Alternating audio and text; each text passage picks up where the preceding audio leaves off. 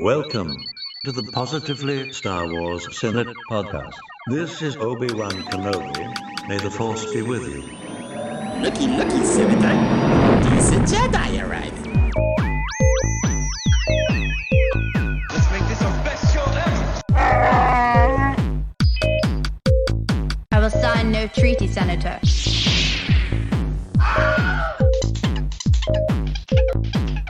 I am the Senate. This is the way. Hello, Star Wars fans, and welcome to the November 2022 episode of the Positively Star Wars Senate podcast.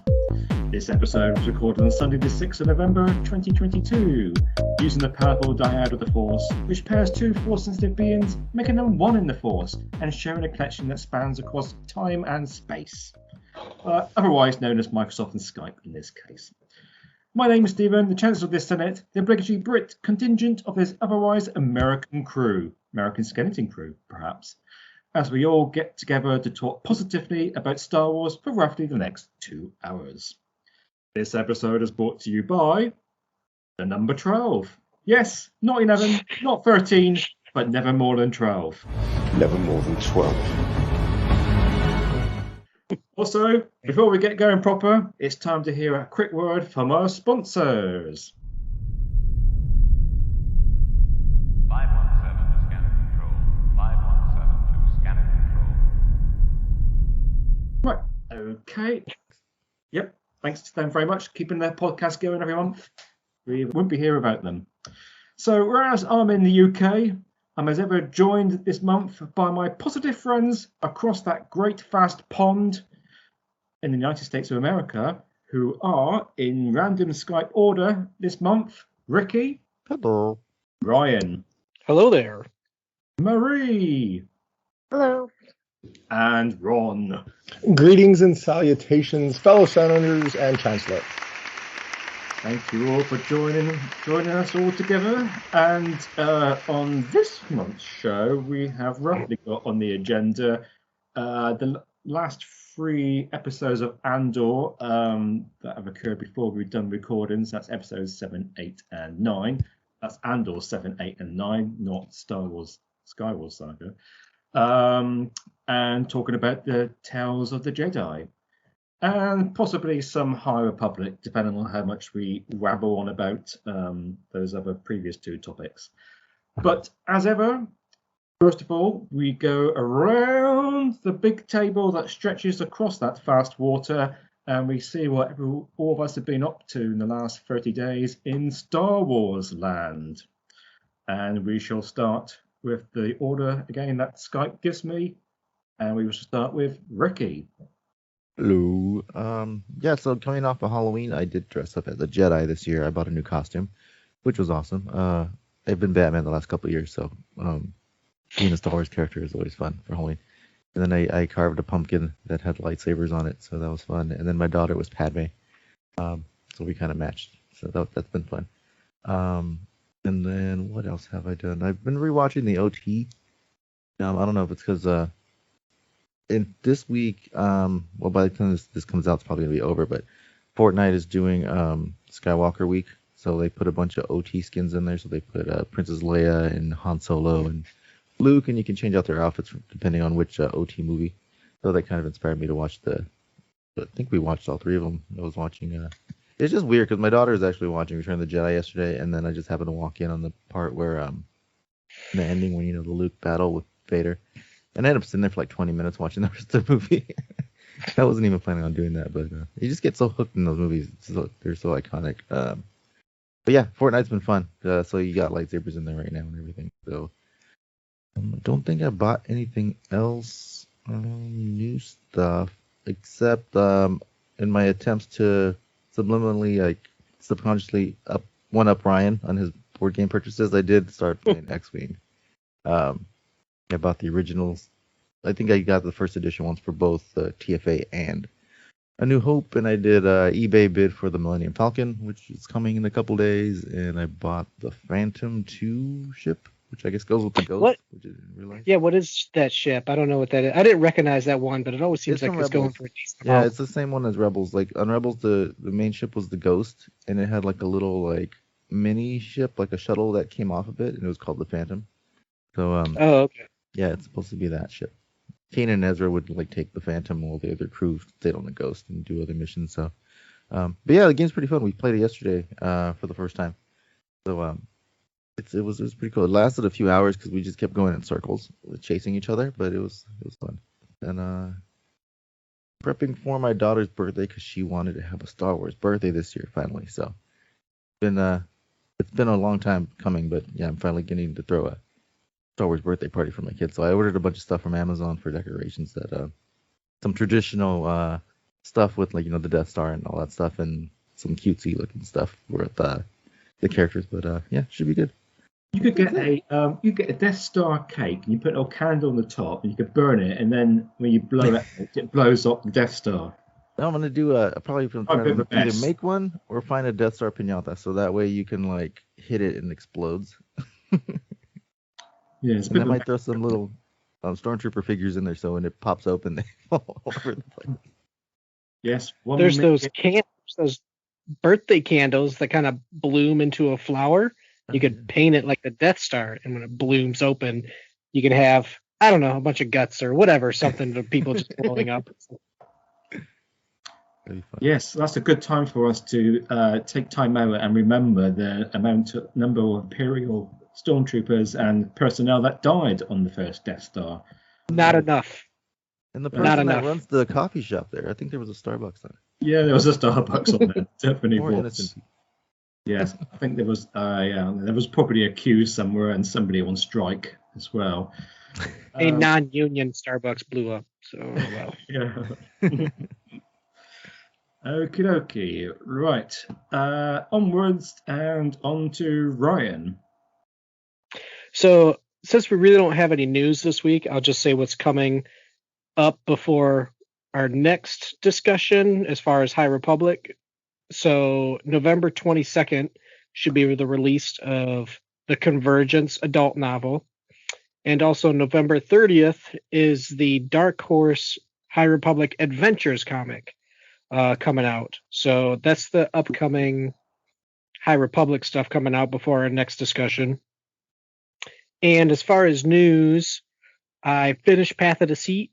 Shockingly, Hoopla got they got Quest for the Hidden City day and date of release, so I started reading that ebook. And the biggest news is last night I finally finished Clone Wars. So I finished the last 4 episodes of that, and I watched the first episode of Rebels this morning. You've taken your first step into a larger world. So holy, I jumped into it. I was like, you know what, I'm gonna finish Clone Wars tonight.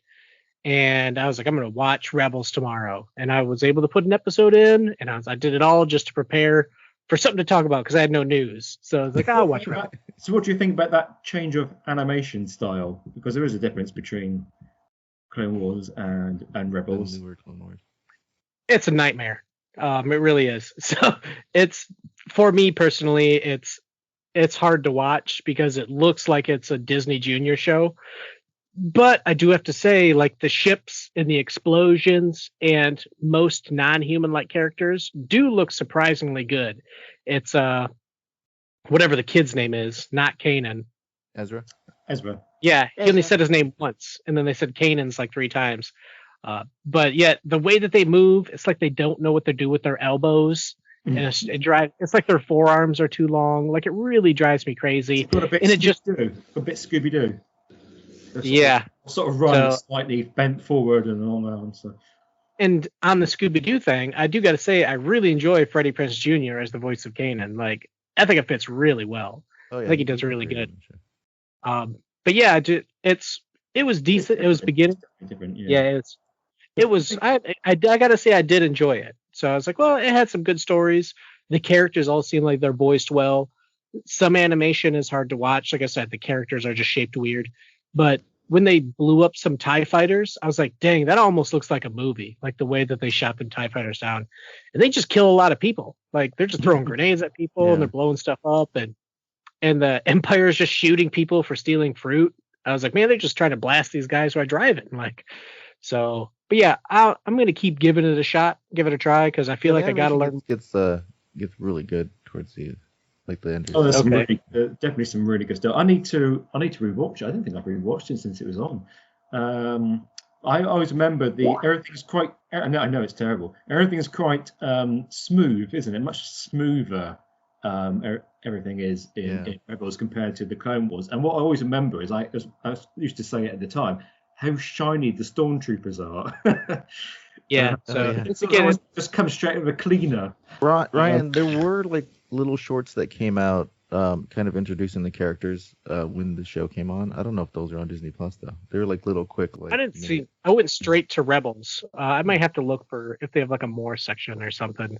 They might have it under the extras. If not, look on YouTube, because I think they have those on YouTube as well. They might be under the official Star Wars banner. They might not. But I know that I saw at least one of those on YouTube. And then if you need something to read or audiobook, try to find A New Dawn, because that kind of sets up Kanan and Hera. I might have to do that after Convergence, just because High Republic is my focus for right now. What did you think of the end of the Clone Wars? It was a movie, man. It really freaking was. Like, it was, like I said, the animation was top peak. The characters are still shaped weird to me. But again, that's my own personal. I don't want to, and back to Rebels, I don't want to say the animation is bad. It's just personally not my style. I never like that stuff. It's like, oh, the show's terrible. It's like, no, you don't like the animation. So it's my personal preference. I'm not a fan of CGI, as I usually say. So that's why it's weird. But as far as this, again, it's like they don't know how to draw shins and forearms. They're always move really weird to me. That was my issue with Clone Wars.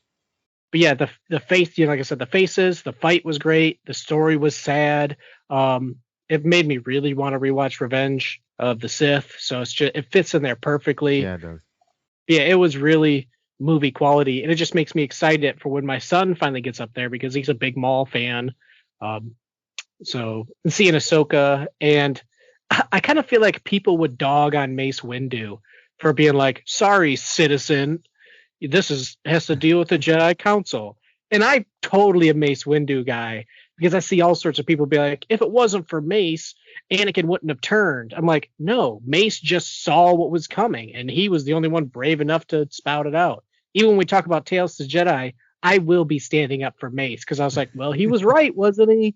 So, but yeah, when he said, sorry, citizen, I was like, oh, eat that, Ahsoka. Did you notice Depa Billaba and Kanan in the background during that meeting when they're looking at the hologram? In Tales? No, in Clone Wars. Yeah, Ryan. So when you get a chance to rewatch that with your kid, however long that's going to be, whatever, it's going to be a fun rewatch, because you sort of blitzkrieged it, you sort of binged it, and there's a lot to that. So yeah, to take in Tales, to take in Revenge again, and to come back to it and watch that again, because every time I've rewatched that arc, it's very powerful. You find a little bit more in just a couple of tweaks. And like Ricky say, there's a little bit of connective tissue there with Kanan in the background, and just the timeline of it all. It's wonderfully powerful. I missed the whole Drayden Voss bit talking to Maul part too. I didn't even realize that until I watched it like a third time. But I will say, you have a unique Drayden, the guy from Solo, the bad guy. He's the one talking to Maul on the HoloNet. What do you call it? In the Clone Wars? Yeah, there's a brief communication, and you see him. Very brief. But yeah, that's that kind of thing. Exactly right. Yeah, Ryan, that's what I'm trying to point out. It's the rewatch of that, second time, third time, you pick up little things, and more of that connective tissue just makes you go, oh, this is such a powerful story. It does intercut. Heartbreaking tie-in, and just a beautiful, wonderful tie-in. I will suggest you have a very unique perspective that we didn't have. That we had a break to go from Clone Wars to Rebels from the animation style, that we saw Rebels and saw it with a new animation style, but we were so far removed from the Clone Wars that I don't want to say we didn't notice. We obviously noticed, but it just wasn't as jarring. Add on top of that, you're not a big fan of animation to begin with, or CGI animation. I would imagine that that transition was just, like I said, you have a unique experience than most because of that sort of the process you watch. But I'm glad to hear that you did, because you've got a lot of great story under your belt. But a rewatch in your travels will be Well, yeah, we were just happy to get some new animation when Rebels came out. Right. Yeah. And it feels like I really want another what if story, because what if I know they can't because the story's already been written. But if Ahsoka would have teamed up with Maul, because Maul had the right idea. He's like, he wanted to take out Palpatine, for one, because of what Palpatine did to him, and two, because he was gaining power. And, she didn't believe him on Anakin. I understand it's impossible to tell that story, but it just adds another, the what if type thing, like Visions for Star Wars. Like, well, what if, Anakin didn't turn to the dark side, or what if Anakin helped Mace Windu? The usual what if stories. But now this is one that I add to my kind of lacking memory bank is, what if Ahsoka decided to join Maul? Would they be strong enough to stop Palpatine? Honestly, I say no, and they would just both die anyway. But it's good. I wanted to see more of Ahsoka. I felt like I got a lot of her in this character, and I'm trying to learn more for Rebels because I also want to learn more about Thrawn. Because nobody can tell me what's good about Thrawn. The internet loves Thrawn, and I ask all the time. And I was like, he looks boring to me. I don't care about a military general. He's got one hell of a plan. You think Palpatine's plan is good? Thrawn's really. Yeah, so we'll have to get into that with you, Ryan, as you make your way through Rebels, whatever. Because it definitely has a slow burn at first, and then got the hashtag HSOEF or whatever, because it did get good. But yeah, Thrawn, I will echo that sentiment with you as you start watching and get more and more into it. He'd be a perfect character for Andor. But yeah, Ryan or the Chancellor's correct that he's that Thrawn dude, man. He's got the ultimate long play game plan of chess moves. He's like 25 moves into his plan. I understand. I think with Thrawn, and the problem they have with Thrawn, probably the problem they got with Ahsoka, is how to make them. They're so good, but you also have to legislate for other stuff that's already happened, so they can't be that good. Yeah. So that's obviously why they threw Thrawn out to the Outer Rim. Oh, sorry, spoiler. I think you probably know that way, but that's why they got rid of Thrawn. And that's how they've tried to explain in this. You see how it explains where Ahsoka was as well during the OT stuff, which would be interesting to get your take on that when you get to it, because that caused quite a bit of conversation around the Star Wars universe. So, but yeah, they both, Thrawn is made to be like a Sherlock Holmes, but yet he can't be a Sherlock Holmes because Palpatine's already a Sherlock Holmes of the Star Wars world. Ahsoka is made up to be like the best Jedi or Force user ever, but then she can't be because she can't be there when you got everybody's so-called hero Luke. So yes, Ryan's first encounter with the Inquisitor was going to be Kenobi. So him watching Rebels now is going to be. Well, it was actually the comics. So that's what I was going to ask. Was this the first appearance of the Inquisitor? Yes. Or was the comic first? I think this might have been first. I think this was 2014. In the original Vader series that came out, I don't know, in like 2012 or 2015, I think. He fights the Inquisitor. So it might have been the 2017 series. So yeah, this show was probably the first. I think the show's the first. Well, it's a challenge for the storytellers for sure. That right, you have a bunch of pieces already in play, and you can't keep introducing new bad guys. You have to have that bad guy and shaking his fist at the end of every episode, going, "I'll get you next time," as a challenge. So it makes for a creative box that is difficult to work in, but when they do it well, and they've done it very well with everything we've been watching so far, or whatever, it's so much fun to see how they do it, to see the story unfold and to see how they sort of work in that the constrained creative box that is the Star Wars universe, and characters that we know and love, and where are they during times and eras that we know and love. I think they did. They played the Thrawn card very well doing Rebels. They've not made it like he's some sort of a complete Scooby-Doo villain who's just that kind of stuff. He's lived up to the hype, shall we say, but he's not quite surpassed that hype. But yeah, they played him quite well doing that. I never read any of the books. Played him quite well when it comes to Ahsoka, because he's more or less bound to be in Ahsoka. And honestly, the reason I'm watching all this is because Ahsoka appeared in Mandalorian or whatever, and because Thrawn got a name drop. And I'm like, okay, I have to learn more about these characters. I mean, obviously, you guys have been pushing me for a while, but it's Ahsoka's getting her own show, and Thrawn might be part of it. And I was like, okay, I have to learn more about this stuff. I got to see what's going on. So yeah, I suspect you're going to be pleasantly surprised that you did. Happy that you did to help. I don't think you're going to need it for the Ahsoka series, but to help with that series, I think it's and really Mando. Time well served. Glad you did it. Especially, I think the chances are high that Filoni might have a little bit of things like the World Between Worlds drop might in the Ahsoka series might come into play in some respects, and hopefully not too much. I know Ron is probably fingers crossed that it doesn't come into play too much. And you understand why we keep making jokes about space whales as well. So eventually he will. He hasn't yet. So yeah, it had to have helped, because if you don't do Clone Wars, especially the extended that very last season, whatever, the Tales of the Jedi one then would be very intriguing, right? If you hadn't watched Clone Wars and you see that Ahsoka Practice Makes Perfect episode, I think it's 5 or short 5, you'd be like, what was that last scene? I never saw that. What was that all about? Type of thing, and make you. I don't know if that's going to make you go watch Clone Wars, but having watched Clone Wars, seeing that episode and then Practice Makes Perfect, there wasn't much to it right up until that end, and then you go, oh wow, okay, that helps to explain how she's able to do what she did in that scene. And it just makes Tales of the Jedi even more sad. Yeah. Yeah, it just makes it sad. It's really good. Okay. Almost forgotten that we're still going around the table. So we're on to Marie. Well, I'll keep it brief then. Mostly just rewatching Andor. I have been rereading the novelization of The Phantom Menace here and there, but I'm also reading a really, really long book that is non-Star Wars related, so I'm reading that one in little bits and pieces. War and Peace? Is that War and Peace? No, it's not War and Peace, but it's a very long book. Also, that also is has been made into a film that has courted quite a bit of controversy on Netflix. So we'll put it that way. I see. It's not the one? It's not the one based in my country, is it? No. No. Okay. Not that one. No.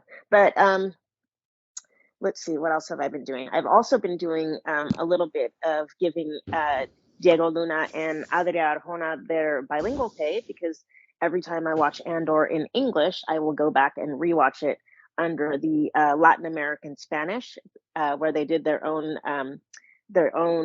dub into the Spanish for Latin America.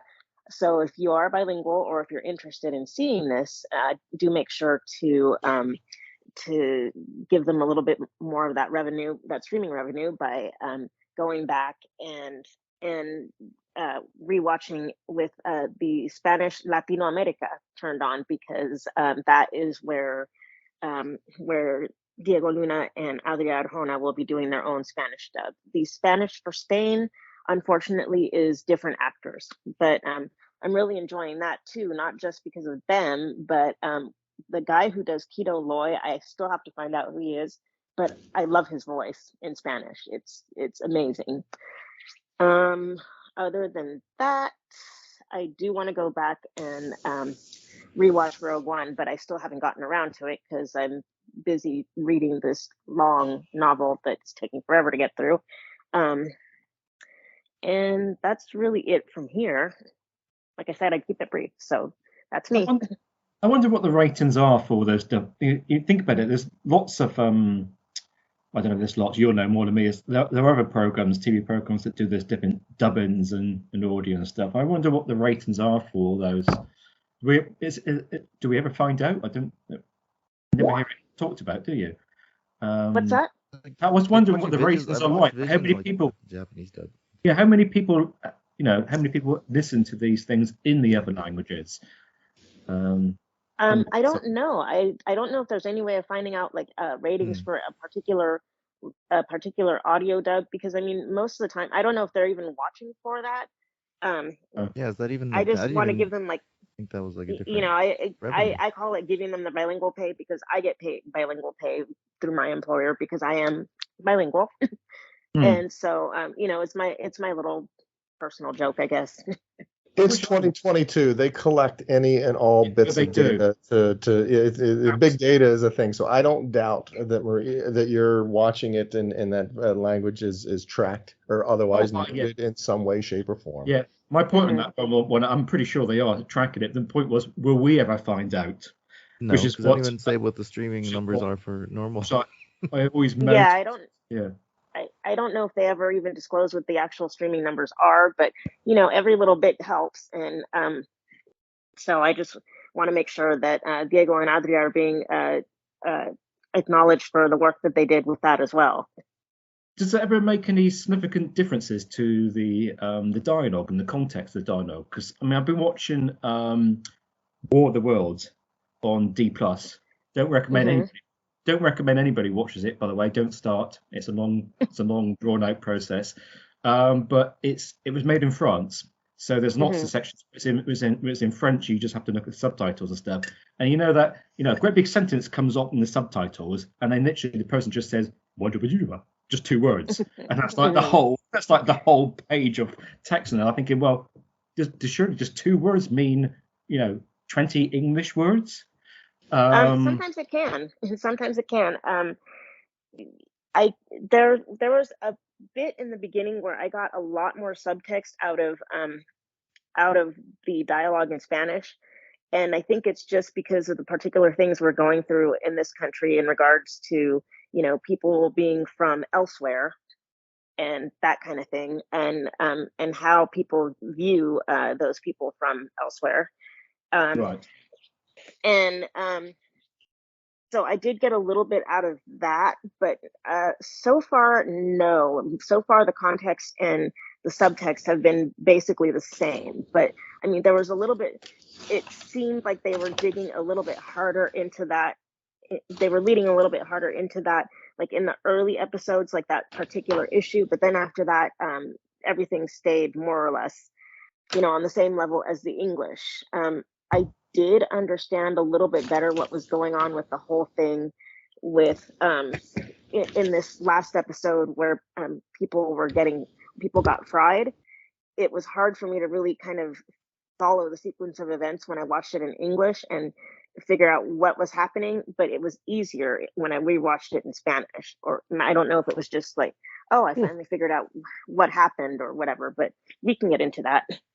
I always wished I knew more than one language, but unfortunately I even struggle with English. So I take my hat off to you, and I've got a hat on at the moment. I take my hat off to you being able to. It's a very worthwhile skill to have, to be bilingual. I just wish I was. Thought you spoke Shriwood, Stephen. Yeah, well, I think that's just the women just being nice to me when when they say you speak fantastic rookie. Okay, thank you very much. And we will, last person around the table is Ron. Hello, everyone. Yep, my Star Warsing past little bit has been busy. A couple of things. I'm going to post to the chat some pictures of things I've seen, whatever. But obviously Halloween. Halloween is always a big, fun time for me because as the year goes on and I find my various Star Wars items that are out there that are on the clearance rack, I pick them up for trick or treat fodder. So right, if the little dudes show up for trick or treat, nobody rings my doorbell. I'll stand out on the porch all night. But if you show up in a Star Wars costume, you get hooked with some Star Wars items. And I had a number of I was surprised. I had a number of Star Wars costumes this year. I have a stormtrooper helmet that's in the shape of a bowl. That was a Halloween. It was meant to be a Halloween decoration of some sorts or whatever, to put candy in or something like that, candy corns or something like that. So I will fill that up with candy. So when the kid comes up, I'm like, hold on, and dump this huge giant, what looks like huge giant, extra candy in their bag. They're all excited about that. And then we'll hook them with whatever things that I have found. We're going to post a bunch of pictures here into the chat of some of the various stuff that I put up there. I had Mandalorians. I had Darth Vader. I had an Obi-Wan Kenobi. Always loved to see an Obi-Wan Kenobi show up. a number. Usually, I had two. One was a friend, so I knew them, and another one they were talking about. Usually, I'm very very strict about it's not enough for you to just say, "Oh, I liked Star Wars 2" or whatever. You have to be in costume in order to get hooked. But I had a friend tell me about their daughter who was Princess Leia the night before, so I hooked her with a Princess Leia thing that I had, because the girls don't get much representation in Star Wars, don't get many out of costumes. I get it. So, and I had a number of Princess Leia, let's say girl-related things. Star Wars isn't boys and girls; it's all thing. But a young girl's going to want a Princess Leia or an Ahsoka thing, probably, if I have that, versus a Stormtrooper or a Luke. Anyway, so had an absolute blast this trick or treat, hooking the kids with all kinds of wonderful finds. The recent Target runs and GameStops have allowed for some awesome clearance things. So I had some Costco Reeves and Bo-Katan. So I had some Mandalorians for the Mandalorian guys that show up.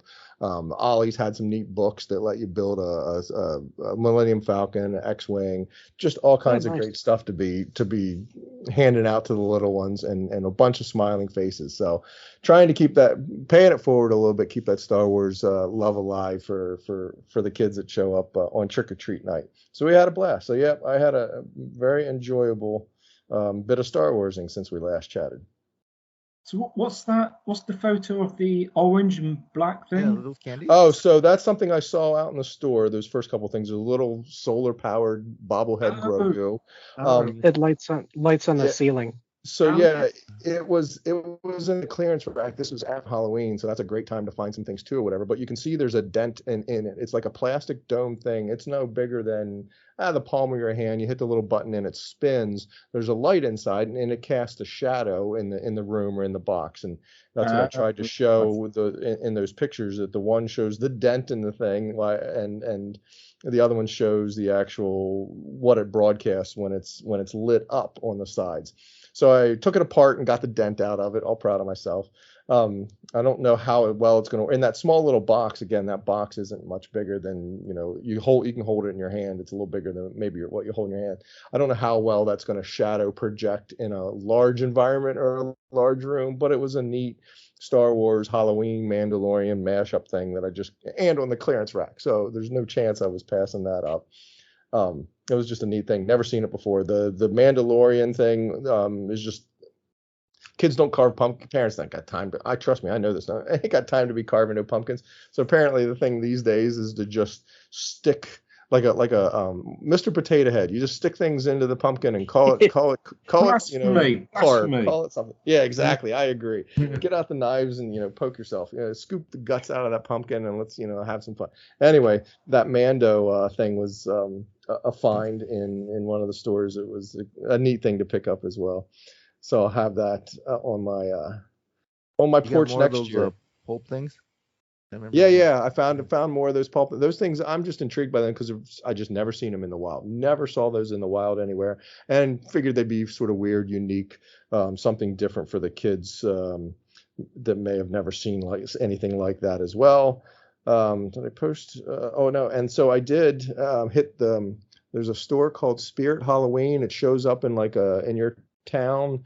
At least it does for me or whatever. But I think it happens across the country. They take over a store that's gone out of business or something. They show up for a month or two right there before October and sell costumes and all that sort of stuff. If you hit one of those after trick or treat, after Halloween, you can find some good discounts. So I found the masks, Don Post? No, who's the masks? Vader and Yoda, it's all they had, but found them for an awesome price. So ended up picking those up. And so I now have a costume for myself next year that I'm going to post. Did it have a Padme mask included with that? No, they only did 4, and unfortunately, but these are adult size, so these actually fit. They're made for adults. They were those little kid. What we had as costumes back in the day, but they're made for adults. And unfortunately, I've never seen 3PO, and I've never seen the Stormtrooper in the wild or anywhere. I'm sure I could find it on the internet, but in the stores, I've never seen it. But they had the Vader and Yoda, and the store I think was half off or 75 off, half off, whatever. And looking at the price, I'm like, oh yeah, I'll get one of those, add them to my collection. and I'll have another one to wear or something like that. And then when I get up there and find out it was even a better discount, I ended up going back to the shelf and getting the other ones that were on there to be able to have and abuse or play with or have fun with, because I think they were all $5. I mean, a ridiculously great price on those things that I was excited to have come across those as well. So they're like adult size, like the old school vinyl. Yeah, exactly. The picture's trying to get posted here. I apologize, it hasn't come through if it hasn't come through yet. But yeah, it's adult-sized vinyl things. Is the thing that I hated as a kid, because the vinyl thing that you wear shows the character that you are, says who you are, kind of thing. It doesn't help you look like the character. I always wanted it to, help it look like the character. But I think we've talked about this before, that they must have had to do that, and I appreciate that now as an adult, that they had to do that for the person coming up, so that if you didn't know it was a Power Ranger, if they're wearing that kind of thing and it says Power Ranger on it, you can say as the person handing out the candy, "Oh, happy Halloween! Aren't you an awesome Power Ranger?" And the kid's excited because you recognized him. But they show up in a Vader costume or a 3PO, and a person doesn't know anything about Star Wars, they'll be like, "Oh, who are you supposed to be?" And the kid gets disappointed. So I get it. But I had that a bunch this year because our kid dressed up as a Demogorgon from Stranger Things. And so many older people were like, "Oh, aren't you a cute flower?" Because I had a big, 5-piece thing, for the face. He was getting so mad. And I was like, "Come on, little dandelion." And he's like, "Knock it off." So yeah, it was pretty funny. Everybody thought my daughter was Princess Leia instead of Padme. So. Or they didn't even know where she was from. So. Yeah, you start getting into those types of things, but you'll have that with people because they're not Uber fans like we are. Yeah, so. I think when I was Skeletor one year as a kid, it had the actual Masters of the Universe logo on the chest or something like that. So yeah, a whole lot of fun as always. Absolutely enjoy it. We had a nice evening for the trick or treat, and emptied a good bit of my stash. Ron, were the kids' costumes just store bought, or did you have anybody make a cool custom one that walked up? Not this year. I have had awesome, cool custom ones, because when I see that, I really sort of go nuts with the extra candy and like 2 gifts or something type of thing to hand out. Because I appreciate the. But no, I'm trying to think. The Mando, the Vader, Obi-Wan. Somebody was in a Grogu PJs or something, but that counted enough for me. But I don't think I don't recall anything homemade this year. But a number of them, because I was trying to think. I had those 2 helmets filled up, and it was either 8. Well, no, it was either 8, 10, or 12. It was either 8 or 10, or then I started to think, no, I think it's 10 or 12, which is a high number. I don't think I've gotten into double digits before, and I'm pretty sure this year we ended up with double digits, which to me is very surprising, just because it's an off year. I kind of hold on to that state because we get a movie year or something, but again, the movies start dropping in December, so until Halloween rolls around, it's not really something the kids want to do anyway. So yep, had a boatload of fun with it. Okay, and just before we go, we get loads of emails, loads of tweets every month asking to ask Ron what is the latest with that sail barge. So I have to keep asking because the public demand to know. It's not me wanting to know, Ron. It's not me. It's the masses out there want to know what's going on. Is it still in a box? The vast quantity of emails. I can appreciate that. To all those that have inquired and are really just on the edge of the seat wanting to know the status of the sail barge, whatever the status was the last time I updated on what the status of the sail barge is, the status of the current status of the sail barge. Yes, no movement on the sail barge. See, Ron, you could have built it while you were listening to the audiobook for the what was the book that you read? Yeah, you get all the other stuff in my life out of the way, and then maybe perhaps. So the update is there is no update. There is no update. You can say that it's the state it was at the end of Return of the Jedi. It's a work in progress. The update is that it keeps going up in price, and it makes it harder and harder to actually go mess with it. Have you checked what people send them on eBay? The box? No, not in a long time, because if I do, and I see what that number is, it's going to make it even harder to go mess with it. And kick myself for not getting 2. Although storing 1 is a challenge and a half. I can't even begin to imagine storing 2. You can check if that neighbor yours still has his. Yeah, that's what we need to do, is find somebody. Oh, and I was at a toy show today. and picked up these little guys, and I wanted you, hopefully that posts quick. I wanted some help in identifying these figures, Galactic Hero figures. So they were little non-posable figures. I wanted the challenge to see if anybody could sort of figure out who they are. Tell me who they are. Well, that one's Princess Leia.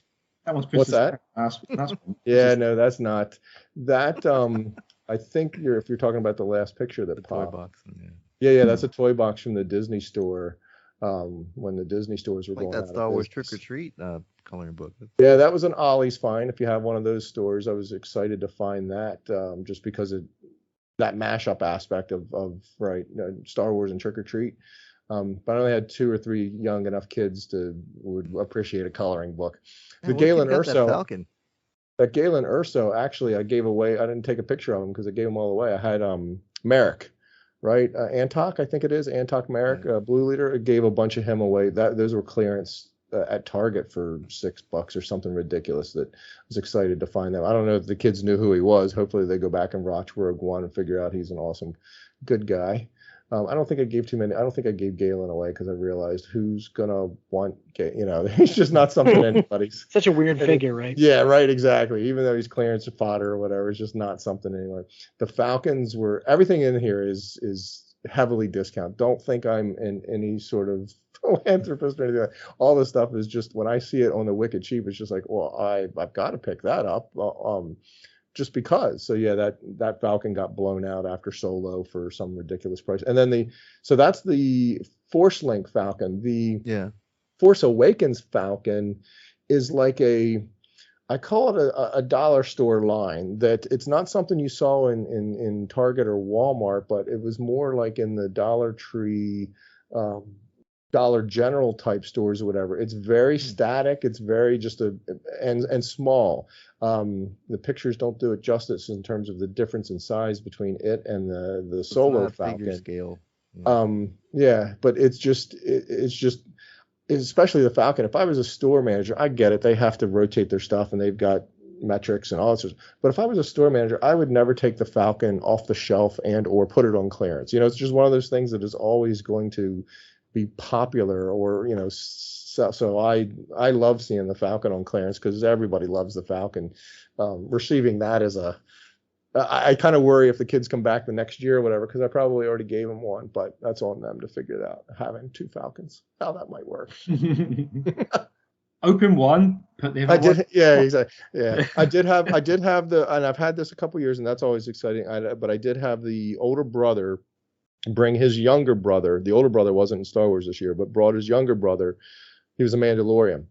And was all excited to sort of show his younger brother, yeah, this is the house. This is, I can hear him walking up and talking about it. Yeah, this is the house. This is the house. And so he got hooked with the some of the Mandalorian stuff. I had a Mandalorian, or no, I had a Boba Fett.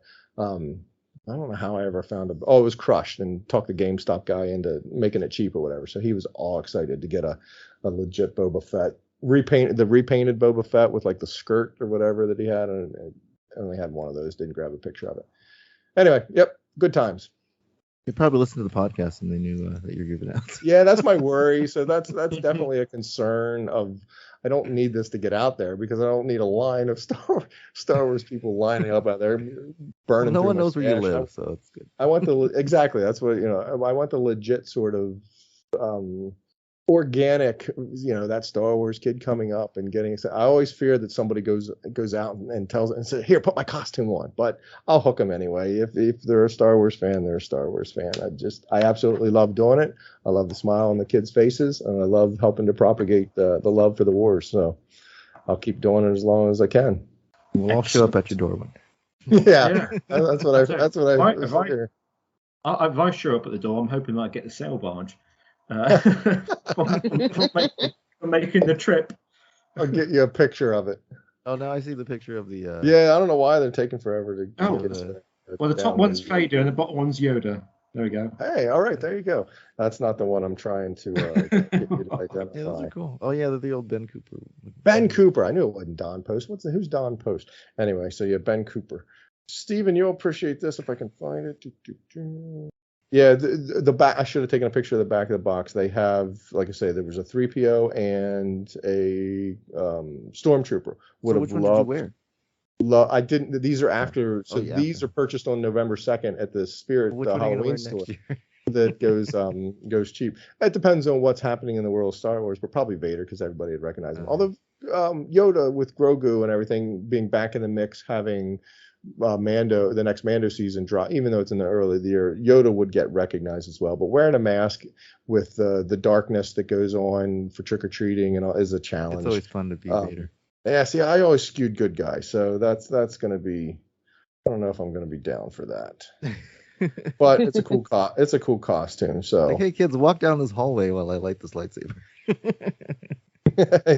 Yeah, come out the door. The way my house is, I have a long hallway. I could do the. Wow, look, it looks like Darth Vader was a cook. It's like a big apron, isn't it? Well, I'll tell you, I'm a big dork. So the cape does not mount that way. I realized that after the fact and after the photo, and I didn't feel like putting it all back on to fix it, whatever. I have it connected, under my neck like that, and that's not how it works. It turns out there's Velcro on the shoulders of the Star Wars apron that will stick it, on top of each shoulder, and then it will truly work like a cape. Because when I did that, I was like, oh, this doesn't. This must be how it is. There's no instructions that come with it, and I haven't worn a kid costume in 40, 50 years. What do I know? So, yeah, as I'm putting it away, I realize, oh, this makes more sense now. There's Velcro on the shoulders for the cape. That looks, that seems to work so much better. Oh, well, those are the things we've got to guess. Yes. Right to left. Yeah. Who's the one on the right? This is great audio for the okay, great job, Ricky. How about in the middle? That's what's his name? Ooh, is Tarple? Is it supposed to be Tarple? Yeah, that's who I think it is. But what I don't think I ever remember is the thing on the left. Now, obviously, we all know what it is on the left. I'm not questioning that. But has it worn off, or did they make one of these that was in partial defrost mode? I don't know that I've ever seen one in partial defrost mode, but it's a picture, or it's a Galactic Hero thing of Han Solo and Carbonite. But the Carbonite gray silver seems, I want to say it seems like it's worn off, but it hasn't, because it hasn't worn off like on his fingertips, and those would be the parts that you would think wear off. Not the intricate details of his face and his hair down to those creases. That would still be silver. So it makes me think there was a Han coming out of being thawed out of the Carbonite set, but I don't remember. I have to go look that up. That's why I ended up picking that up, because that was just a neat. At first I thought, I passed on it because I thought it was worn down. I was just like, nope, don't need that. But then as I looked at it and thought about it further, I'm like, wait a minute, his fingertips aren't worn down. So that was a curious one, just if anybody knew the answer. Maybe Carbonite is not rust proof, and he's just rusting out. Perhaps, yeah. Look at terracotta. It's not wearing off. It's actually rusting out. Yeah, I used to get those figures for my nephew when he was little. Oh, I love them. Yeah, I used to buy them for my godson. They're a great way to. There's some of them ended up being posable. You could move their arms. Is about the extent of it. I think Quinlan might be able to swing his arm, his lightsaber. But most of them, they were very, very static. But they're great for the early Star Wars kids, because you almost have to introduce them at this line, or the new Galactic Hero, or what's the new line that they do that's small, whatever, because for kids to be old enough to actually play with 3 3/4 with all those tiny little pieces and all that, by that time, safely, let's say, so they're not putting these you can take in the bathtub with you. Yeah, the 3 3/4, by that time, the kids are kind of aged out of them. It's a tough challenge these days. I think a lot of that stuff is sold to collectors and not so much kids, because by that time kids are into tablets and apps and games and playing with figures, 3 3/4 figures safely, for parents to introduce them to those figures. So this Galactic Hero line was awesome in that sense, because you could give it to kids, very young kids, and not be worried that they do anything as a bad idea with them. And like Ricky said, you can take them in the bathtub, you can abuse the heck out of them. The scale on them, and there were ships that went with them as well. Yeah. I picked up a Tauntaun and a speeder bike as well. It was a great line. It really was. Didn't get much love because everybody just loves a 3 3/4, but there were a lot of characters introduced in that Galactic Heroes line. They came in 2-packs, if I recall, for maybe $5, $7, $8. Yeah, they just threw like every character in there. They threw a lot of characters in there, and sometimes they would have like sets of 3 or 4, like nice little bonus sets. It was cute. Is there a more important issue facing this body right now? Everybody still there? We're still here. Just gone quiet. I don't want to take up the whole show rambling about it.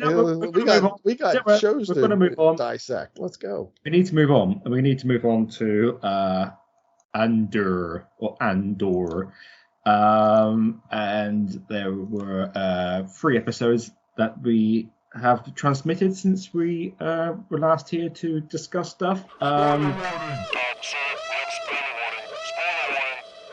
Forgot. Ryan, were you gonna summarize them for us? So I'll try to make so the next one is episode 7, the announcement, which was like the reset episode. So we had the eye, then it was to reestablish all the characters. And let's see, this is me kind of jumping around the explanation, so it's not reading the whole thing. So we got on Coruscant, Karn starts his new job at the Bureau of Standards.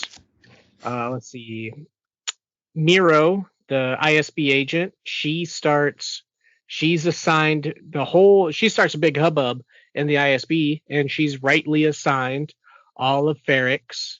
Let's see, this is the episode where Mon Mothma meets Kolma, the old friend and banker. She tries to get more money from him to help with the money that she's donating to the rebels, which that was really, we'll touch on that. It was really good.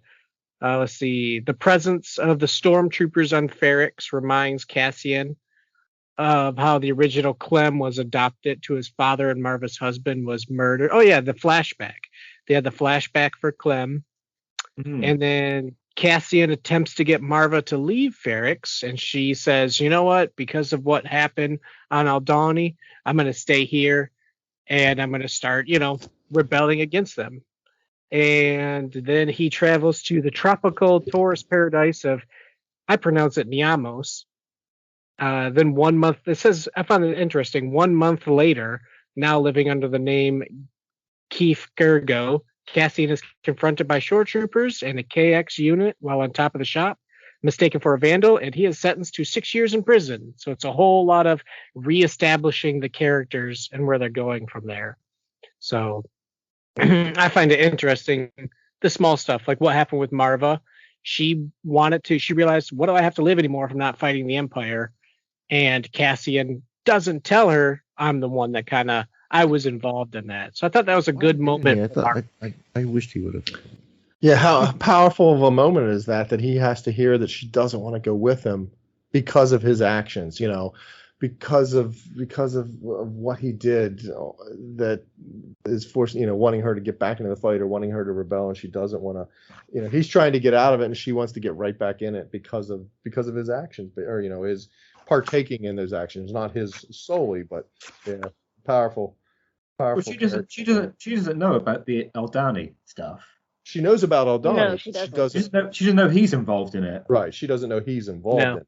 She knows it happened. Everybody knows it's happened. And that's what she says to him. He's like, people are standing up. People are, let's not run. I don't want to run. I've been run. I don't want to do that anymore. So people are standing up. Look what happened to Aldhani. And he's trying to do Aldhani so that he can get her and, retire, basically, for lack of a better word, to just go and take it easy and not have to be in the fight and not be on the run.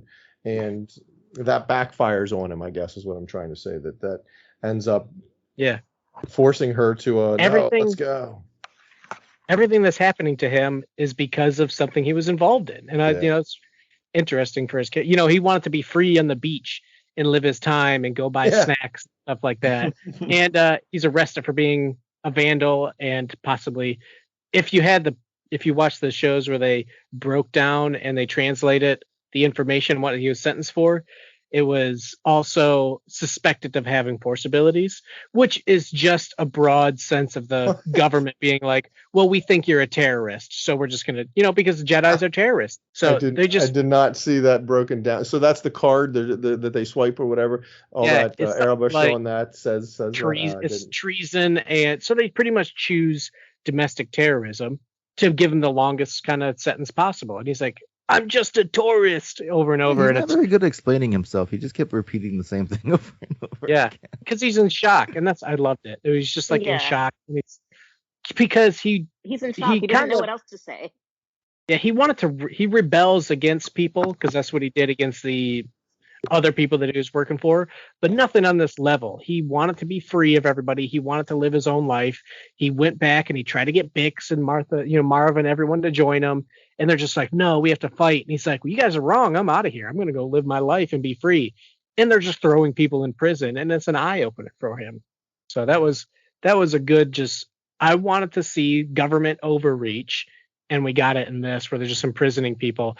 And then the judge is like, go bring it up with the emperor and stamps his thing and sets them all out. That was great. No consideration whatsoever. It's just like, no, on to the next one. Yeah. Oh, and the assembly line of no justice. Yeah, they're just rubber stamping people because they need people to, as we see later on, they need warm bodies to assemble things. But I skipped what is it? Clea and Vel and Luthen's story. It was kind of eye-opening for Luthen when he sends Clea, his assistant, which it took me forever to even realize it was an assistant because her and Vel totally had a glow up. And I had no idea it was them. And we got like 30 seconds of Clea just strutting, down all these long aisles. And I was like, who is this person just working it, man? And I had no idea. I actually thought it was Lita. I actually thought it was Mon Mothma's daughter. And I was like, wait, is she a double agent? But it turns out, no, it was Clea the whole time. It goes from this humble sidekick to like this runway model as soon as she's out of Luthen's grasp. And I was like, man. And then she's just like, kill him. And it's like, that's it. A Sith Lord walking down the hall. Yeah, she has that business. And I was just laughing. This was the episode that she was following the markings on the ground, right? Yeah. We saw a little bit of that sort of. And they actually end up in front of the Barbican Centre in London, which is funny because I spent a lot of time my first trip to London hanging around the Barbican for reasons. And I recognized it right away. And I was like, is that the Barbican? I went nuts looking for that. And really? It turns out that, yes, it was. Yeah, it is. It's another real world place. I love that. Were they truly how could they have? I mean, they were there with nobody. How could they have done that with nobody? Were they truly there, or did they rebuild it? No, I'm pretty sure they probably cleared it out or they might have digitally erased some people. Because they probably did clear out the area for filming because that happens a lot around London. I'm sure people are not unused to it. I mean, when I went to go see Hamlet, which is the reason I was hanging around the Barbican, when you think about who was starring in Hamlet, there were they had like the BBC trucks there, and because they were filming inside because they were doing the filming for the National Theatre release of Hamlet eventually. And they kept the area pretty clear, not because they were doing anything outside, but they made it pretty clear that they didn't really want people like crowds of people converging on there. So I guess they didn't, I don't know, mess with the sound quality or whatever. I don't know what the purpose was, but it's not like it's unless there's something going on at the Barbican. It's not like I would think it's not like a super busy location, and I'm sure they could clear it off for filming. Add some lights or something, yeah. Yeah. It's really eye-opening for Luthen's character too, where he's like, well, I really want Andor, but if he's not going to participate, then I don't need him anymore. And he just says, go wipe him off the board. Mm-hmm. Well, I think that was because he bailed. If he doesn't bail, if he's still a part of the crew, because I don't think that was the plan. It couldn't have been the plan all along to use him and then get rid of him. He went through way too much effort. Like he even says, I messed up. I wouldn't go in and getting the thief and all that, getting Andor or whatever. But I think if Andor doesn't take his cut and run, and now is a loose end versus being a part of the team or a part of the network, then I don't think he puts that sort of edict forward. But that he's on the run like that, he has to tie up that loose end. He's built up too much. He says that they can't hide forever. But he doesn't want anybody else exposing it. He wants to come out on his own, or he knows it's going to come out eventually, or get out in some fashion or whatever, but wants to be ahead of it or wants to know about it. He's way too connected and way too knows too much, calculating. To make that sort of mistake or to have that loose end. I did like this. This was This was episode 7. Was the announcement that Deidre's. I like when the character sort of says that or alludes to the title, or she just comes out and says it. They asked her assistant, somebody asked her, well, what do you think it was? And she's like, no, it was an announcement. And it was just an awesome tie-in to the episode's title, and just to help reiterate, that Aldhani heist was an announcement that the network. I have a problem calling it a rebellion because I don't think it's the rebellion as I would think of it in the OT yet. And they allude to it in either this episode or a previous episode that he's building a network. It's a network of all these sort of factions that ends up becoming the Rebel Alliance, if you will. And it is a rebellion in some fashion, but it's not that organized rebellion that we think of when you hear about the rebels and being a rebel. It's. I take a little bit of umbrage in some of the dialogue people were talking about he's joining the rebels and this is we're not there yet. That's what Rogue One establishes. This is Luthen setting up that network of rebels. He's basically people are rebelling. The Resistance. He's not, a cell of the Resistance, but the Resistance isn't even that organized yet because, there's still all these factions. We're not to the point where they can even legitimately call it a Rebel Alliance. Yes. Yeah. Exactly. It's definitely not it's all those. It's that network of factions, and we'll see some of that, or hopefully we get to see some of that, where that Rebel Alliance in Rogue One didn't care for Saul Guerrero because of his ways of doing. That there's going to be. We even saw that in another episode, but we get to see that. It's such a great show. Because I figure all those guys from Rogue One and all those leaders that were there in that meeting, they all have their little rebel cells. So those people are all over the place doing things here and there. So. Yeah, the factions. Another powerful episode with Mon. I am just smitten kitten with her. That portrayal of that character, that actress, just a phenomenal. She needs to win an award. There's something about, maybe it's the character and the story and what I know that character's, the weight of what that character does for my beloved good guys, if you will. But I am loving that character and her portrayal and the intrigue, the concern, the weight she has on her shoulders and what she's trying to do. It's not two-facedness, but the way she's playing both sides. Oh, it's a wonderful, wonderful character. And this episode finally sort of revealing herself or trying to get the help she needs to start moving monies and stuff. Yeah, good. Yeah, it's super powerful. Like with the presence of the Empire pushing down on her, and she's trying to do rebellion, but she's in the midst of it. Like, she can be taken out at any time, and she's got to tiptoe around everything. And she's just like, don't forget to smile. That, like you said, that backgroundness. Where it's, the way she kept talking with Tay Coleman, the way she kept talking with him or whatever, there it's like, all right, now smile now. We're trying to keep don't want anybody to know what we're talking about. Yeah, she is so self-aware, so aware of how to do this, so good at it, if you will. Do you think that guy's on the level, or do you think he's kind of like? I'd like to think so. I have faith in him. I want him to be a good person. I'd hate for him to switch. I don't trust the husband and the daughter. I don't trust them. I think her husband's just clueless and doesn't, he's not involved in anything. I don't trust him, though. We already proved that men are jerks in this because of that guy at the beginning, too. So I don't trust this one either. So, well, isn't this the episode where I thought of you, Marie, that you were like the one woman in the rooms, got it all together and nobody's listened to her. And finally, she gets to be listened to, so to speak, that she's accused by the one guy, and she comes out and explains her whole thing, and the leader of the group's just like, yep, no, all right, we're gonna just go ahead and hand this over to you because you've clearly got this like, we'll together. This is even beyond that. I think this is the Isn't this the one where he The gives? guy kept interrupting her, and he's like, "Oh, well, we have this," and we have She's definitely moving up. Like people Yeah, are paying it attention just- to her. She changed right. everything. She's changed. Right. Now That's they're what all I'm trying working to say. together She's- and stuff like that. They're intermingling amongst their sections now, so she's definitely getting more power. And whoever that main leader is of the ISB, you got a lot of respect for her. Like you said, though, watch your back. So who knows what's going to happen to her at the end? Partagaz. Yes, thank you. He knows what that's about. He's well portrayed too as a Tarkin-esque, high level Imperial. Yeah, he's for a second, wonderful. I thought Cassian had said his name was Grief Karga. I'm like, what? How does that work? Because it sounded so Yeah, that's what I was like, wait a minute. It's obviously they don't have. Obviously they don't do fingerprints, and I'm guessing it's because of aliens. What happens to chain codes?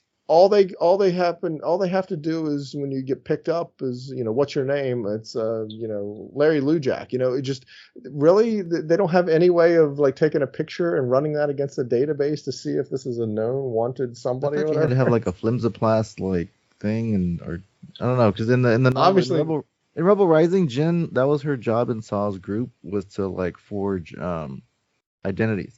So I don't know documented identities. Yeah. Yeah. Maybe that's what? just something that they don't show, and that's how he does it. So Andor might say it. They don't care enough to care. The Empire doesn't care enough to put that kind of effort into finding it. They just want to capture somebody and sentence them for 6 years and need the warm body. Yeah. So, fingerprinting and finding out if you're wanted for something. What do we care? We caught you, and you're going to that's work true. at it. We caught you doing something. It doesn't matter what you were doing. It doesn't even matter on Kenobi when if you've done anything else. So Yeah, so there's a little bit of where they do need it at times for the story, and then other times it's look the other way. But I'm gonna think I just now had that revelation that it could be what Andor keeps trying to tell people is like they don't put the effort in because they don't need to. They don't care enough to listen. They don't need to. They don't care enough. All they need is people to like. It's like the whole thing with. I keep saying this over and over. It's like the whole thing with Nazi Germany. Is it didn't matter what you did. They just needed a warm body to put you on that assembly line and do what you needed to do for the war effort of the Third Reich. Yeah. I think this is the episode where Mothma says, "Oh, I learned from Palpatine, the smile on my face, and you don't notice the knife at your throat." Because she sees what he's doing, and I'm like, "Oh, she's so good!" Like, it's so good. Yeah, she's really good. I love Genevieve O'Reilly. I don't know where they found this woman, but she does it. She plays it so much like I would have imagined that that the brief character that we saw like for 5 seconds on Return of the Jedi would be. She completely projects that. Yeah, she does like stare off in the distance the way Mothma does on. Yeah, she does. She does that a lot. How does how does 7 end? He goes. I think he's just setting up. I'm a tourist, right? Yeah. And he just gets dragged off. And he just gets dragged off, basically. Yeah. What about the K2 droids? Boy, they're scary, huh? Yeah, they're just throwing people around. And Dullards, he said hang. It's like no, he said hang on to me. I thought that was a funny way of handling. Even has a sense of humor as a murder bot. Mm-hmm. It's a very dark sense of humor, but he has a sense of humor. Hang. So, but I guess we'll move on to the prison one. So this one is Narkina 5. Cassian is brought to prison on Narkina 5, where he spends every day working in monotonous heavy industry with hundreds of other prisoners. And this is 7 prisons, 7 floors, 7 tables, 7 people each, that type of crazy thing. Vel and Cinta travel to Ferrix to search for him. Marva falls ill, where Bix tries to attempt to contact Luthen, and Luthen just cuts him off because he's worried about being exposed, because Clea's like, you're reaching too far, you're trying too hard for him, type of thing. And he just shuts off communications on Ferrix. And this is where Luthen also goes to see Saw Gerrera, and we start to see all of those individual rebel cells, and they kind of named, like you said, where they're not an alliance yet, but people are rebelling, but they're just not working together. Yeah, they keep mentioning a certain one that I don't remember his name, but I think he's going to get revealed later. Yeah, that name. Yeah. Sounds familiar, doesn't it? I'm not going to work with him, like whatever who it was. Anto Krieger, was it? Yeah, that name. That name is wicked familiar. Is that in anything else? I don't know, but it does ring a bell. Yeah, it's like they keep hinting this name and then Uncle Herb or whatever his name is from the mother. They keep hinting Uncle at this. Harlow Harlow, yeah.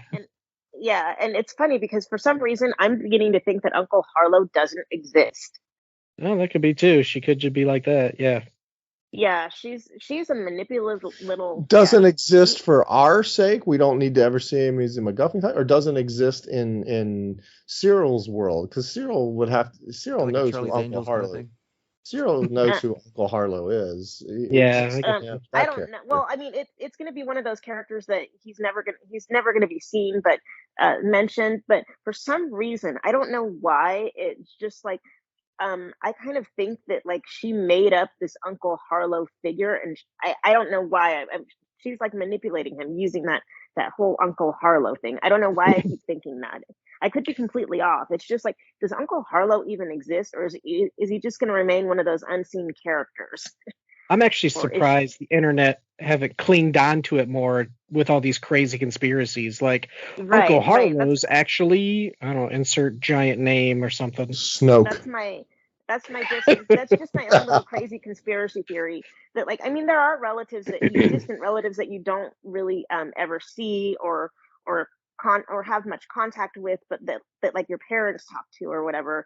But I have this, I don't know why, but like I have this feeling that she keeps them like hanging on the string just because she's just a manipulative little, pain in the butt.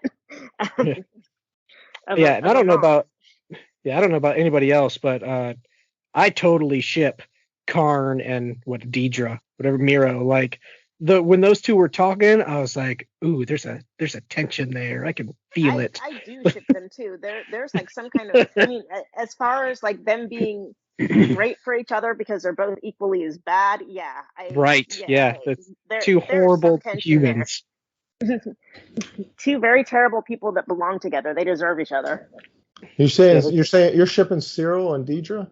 Not for any good reason, just because they. But I've heard some of I've heard some of that chatter talking about. I contend there will be zero romantic. Oh, definitely not. Like it show won't be because he's basically an incel. There's just no reason for it. As dark and as bad. There's existing romance, the Bix and Tim and all that sort of stuff, but there's no way those two are gonna hook up, get together. That guy's head is gonna explode by the end of the season. This is the one where she brings him in and she's like, we've counted 5 times where you've looked him up, and he's like 6 actually. 6 actually. Like, we're not counting the one from this morning, but yeah, he's all excited to finally be able to talk to somebody with some power, and they're just at the moment anyway. Deidre's not seeing it. Actually, the next time he meets her, she still doesn't quite get that he's really trying to be helpful here, not a stalker. But yeah, that was a great interaction between those two, and the interviewing. He's trying to be helpful, but I think there is an attraction there on his part. She's like not looking at him at all. He might as well be like a stain on the floor. Yeah, I still contend he's not looking at her affectionately. He's looking at her as an equal to someone that cares about justice as much as he does. Someone who wants to get to the bottom of this. Someone who wants to find it's also Andor as much as he does. Not affectionate at all. Like Ricky said, there's no romance to it. They're equally terrible people. Is what I'm saying. They deserve each other. Yeah, but like Ricky said, I'm waiting for him to blow up. Like you just see his tension, like his eyeballs are about to burst. It's something happened with this guy. They wouldn't keep coming back to him if they're going to end with see what happens next year on Serial with my mom. Something has to happen with this guy. I mean, maybe he feels like he gets slighted by Deidre and he ends up like blowing up an Imperial City. Who knows? He could go on. Yeah, he wants power and attention, and he wants to feel like he's worth something, and he keeps going back like, I can do it. I can help you. So I just love. Like, who are you, you little fly speck? You're just a cog in the wheel. He wants to be proven right. That he says that he's there. He just wants to clear his name because he was ultimately right in the very beginning of let's find this guy. He killed 2 people. He's bad. So yeah, I think he's just driven in that sense. I was following the rules. I know I was right. I was following the rules, and I was punished for it. Doing everything right, everything by the book, and this isn't. That's why I contended early on. I don't know if I still think this or whatever, that he would get that he would end up joining the rebel side of things because he would get so mad at the Empire because it took over his security job, that he joins up with the rebels, not liking the Empire, and then has to work with Andor and realizing, oh, Andor's who started me down this path, but I don't know that I think that much anymore.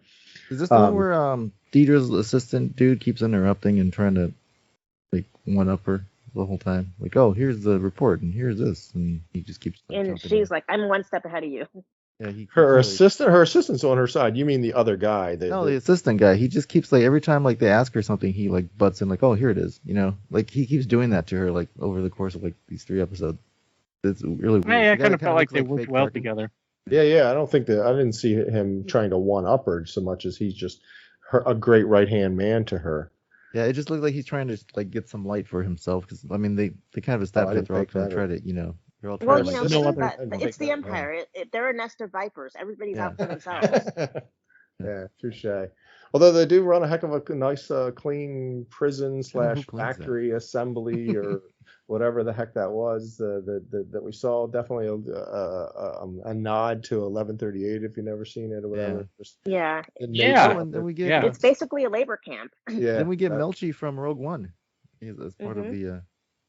I was so excited to hear that name and realize it was the same actor. It's like, ooh, it's Melchi. Look. Yeah, that's a great that it's the same actor is a great thank you for making that happen to across the board. It just helps to make the universe or make this galaxy awesome. We also got introduced Circus, right? I think that's a fun Andy Serkis. Kino, I think is the character's name, and his sort of running Low. Running the shifts and running his air 2D, I think it is. Man, I want those shoes. The concept of a floor and being barefoot or whatever is an interesting concept. It's going to be fun to see how they contend with that and deal with that as the inevitable prison escape is going to be taking place. Any thoughts? What the heck do we think they're building?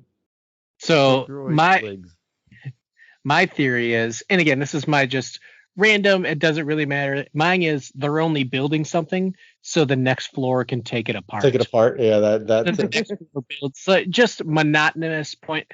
It makes more sense for them to actually be building something for the Empire, but I just like to personally think they're just doing something monotonous. Just means nothing. That's what I can see that, but they're not imprisoning people to punish them for their wrongs. They're imprisoning 6 weeks to 6 years because they need a workforce. I had to ask for troopers, and they're like, "Oh, well, we have that in the budget to send." Like they're like penny pinching. Same thing with like Tarkin on Bad Batch, where he's like, "Well, we need to save some money by using people instead of clones." You need to get things built. I do appreciate Andor's on program. I would be that guy. His on program, and it says feet on the floor and hands behind the head, and he's like, I'm just gonna touch my hands to my head. Everybody else is like legit hands on head, fingers are interlocked behind the back of their skull and everything, and he's just like lightly touching the hair that's on the back of his head. Every time, it's an interesting. And yet the Imperials don't notice. They don't care. Well, you know what? That's a great point. To his line of thinking is the way he's like, they just don't care enough to be involved with it. It's like, it's on program, hands on head, but they're not going to get into the minutiae of making sure that it's fully hands on my head on the back. They just want to. I think he's clocked that there's just not enough guards to make sure that everybody. When they say on program, that everybody is in fact on program. Yeah, they just want to see you stand. And that seems true the next episode where the old guys, they're like, hide him, cover him, stand behind. If they were truly monitoring everybody to make sure they were on program, they'd be freaked out about him back there, stumbling, falling over, and not being able to stand up. So, yeah, I agree. He's smart enough to realize there's just not enough guards for them to be truly watching all that. You just don't want to cause any problems because they can hit that button very easily and give you a little zap. Guy just he jumps off of the platform and gets shocked. I was surprised that it kills you. It's one thing to say the floor is lava and it shocks you and you're going to want to jump back into your bed, but to be so hot, to be so live or so much voltage to actually fry, unless you stay there long enough that's what fries you. But boy, that seems a bad practice for prisoners but keeps them in line, obviously. I mean, like Luke one guy stepped shot up by and dies. lightning and was fine. So I'm like, I don't. Well, they probably just cranked it up. They're like, listen, if you step off, you're gonna die. That's simple as that. They don't mess around. You're right, exactly. You do it once, or you see it once, and you're like, I'm never touching. I mean, listen, knock them out, and then they just take the body and then put them on a different floor. Maybe that's what they do. Like it just knocks them out. Like they. Well, remember he was there. Oh, it's gonna stink all night now. Oh yeah. Mm-hmm. I wonder if it just sits there and continues to cook them.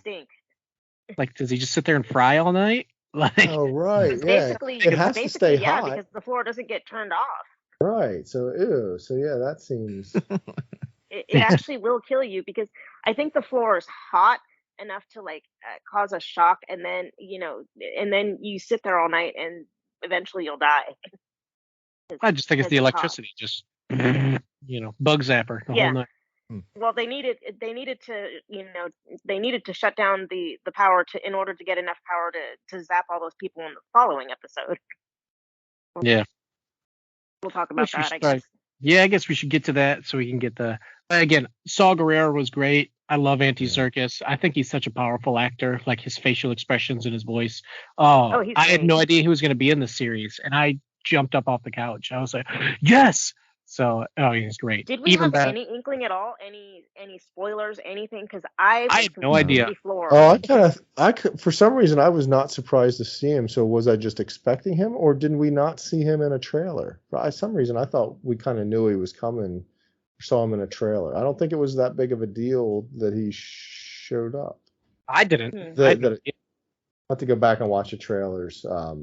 Let's see if he showed. But yeah, very excited to see that. Ron, I did find that trailer you were talking about last time with the ship with the lasers. With the lasers, I was so excited to see Forrest come back and play Saul. Obviously his character, so he wants to, but he's a big actor. He didn't have to, but I'm so glad. He's not as messed up as he was in the movie. Well, we're 5 years removed from that time frame. Yeah, so exactly. It shouldn't be. I don't. The character progression on all this, the story that's being unfolding in front of us is another just wonderful part of the way they're doing the storytelling that we're going to see. This is the one where Bix gets captured, right? Yeah, right at the end. Right at the end. So, but yeah, seeing Saul Guerrero, I would like to see a clip of him once this is over.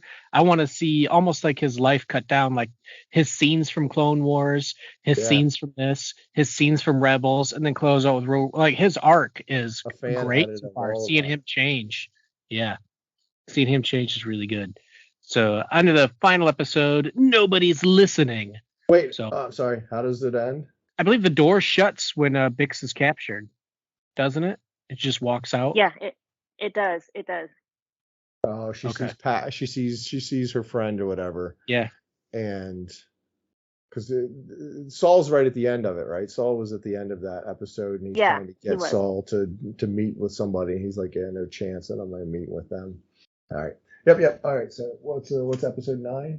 Episode 9, nobody's listening. So Miro tortures Bix for information and realizes that Cassian may have been involved in the Aldhani attack, but she fails to learn anything about Luthen, who they now call Apex. Let's see, the ISB was it Axis? Oh yeah, you're right. Thank you, Axis. That one I threw in. I wasn't reading that. I was like, I knew it was A something. So yeah, that makes more sense. The ISB captures a rebel pilot who reveals a power station on Spellhaus is set to be raided, which is weird. I don't remember anything on that. Mon reunites with Vel and revealed to be her cousin. Like, I was like, wait a minute. Like, what a great writing there. That was quite a surprise. Encourages her to keep a low profile while maintaining the facade of a rich and politically involved young woman. Or the facade. Yes. Facade. Mon and Kolma continue working covertly to gather funds for Rebel activities. Ulaf gets sick. Can we discuss that one more and what happens to Ulaf? Yes, sad. Then at the end, Dr. Receive confirms to Dr. Rasev, let's see. He confirms to Cassian and floor manager Kino a disturbing rumor. A prisoner supposed to be released was instead sent to a work crew on a different floor, forcing the prison to kill many work crews to cover up the mistake. Cassie and Kino realize that the prison may never let them go, convincing Kino finally to join Cassian's rebellion. Cassian's scheme to escape, and probably the best ending of the entire show. Yes, so far. I know how this one ends. Never more than 12. Oh my God! Like what a turn! Awesome. Yeah. Right. What a build! Like in the slow building thing, you never realize it over and over again. Kino, he just rolls over. Nobody's listening. Don't bring it up. I'm not talking about it. No one's going to join you. And you turn just that part of your mind off. Mm-hmm. You just see it set in, and he doesn't even say anything. He's just walking, and he's just like, he finally asks him, how many guards? And never more than, you just see the turn, never more than 12. Yeah. I was like, oh my God, like the turn, man. I was blown away. I loved it. You saw it in his face when it dawns on him that he's like never getting out of here, no matter how much that clock is ticking down. He's never getting out of here, and at that moment you see it in his eyes, and it's great. Yeah, it's just Olaf he's got 2 days to go, 3 days to go, and he's just like, nope, he's dead. And then he realizes he's got like 40 days to go, and it's just keep your head down, do your work, and leave prison. Nope, you're here forever. I'm like, oh, you're here forever. Great. You're never getting out. I'd like to discuss that a little bit because they say, they made a mistake. They released a guy on 4 and put him on 2. I get that, but how did they think that was going to work? Even if they don't make the quote unquote mistake of putting him on 2 and they send him to a different one or something like that, that guy is going to say, wait, I just got out of prison. I was supposed to be released, and now I'm in this pod on this floor and this thing or whatever. Are they just going to write all the other prisoners just going to write that off and say, oh, you're crazy? Everybody in prison's innocent. Nobody ever did it. Is that what the prisoner? Because I think if somebody comes in and I'm in some other pod, room, group, floor, whatever, and somebody's saying, hey, I just got released. I know this routine. The floors are hot and I can't do that. If somebody comes in and knows all of that stuff, they clearly were not just in prison, but they were clearly in prison, that they know all these things. I would start believing him, but maybe that's just, it's not enough at that point versus this scenario was truly a mistake that 2 recognizes for, and they know, holy crap, he was just released and turned. But why couldn't they say he he committed a crime and that's why he's back? I don't know. No, it's they weird. made it seem like they literally took him out and put him in another room. Yeah. Yeah. I wonder if and I just kind of thought of this, so I don't know if it's almost like the people who, let's say, are supposed to get out, they group all them together and they put them in a total other facility. Like there's 7 facilities. Maybe it's like a different facility. And it's like, instead of putting them somewhere else where they're well aware, it's like, shoot, man, we're here forever. And then the Empire's like, if you don't keep working, we're going to kill you. And they lump all those ones together. They accidentally signed him over like a new prisoner to the second floor. And he's like, I was supposed to be released. And now an entire floor, day shift and night shift, is like, well, wait, this isn't true. We're instead of lumping them together with people who already know, and they're like, shoot, we're here forever. Like the 7th facility is a realization facility. And I was thinking, like, when Melchi was telling them, like, oh, those numbers don't change, did it happen to him before? And then they're kind of just blowing him off when he's explaining it to him, and he's like, stop talking, So maybe he possibly, but I that think already, and he keeps trying to tell them, and they're like, oh, you're crazy, be quiet. So maybe that's what happens.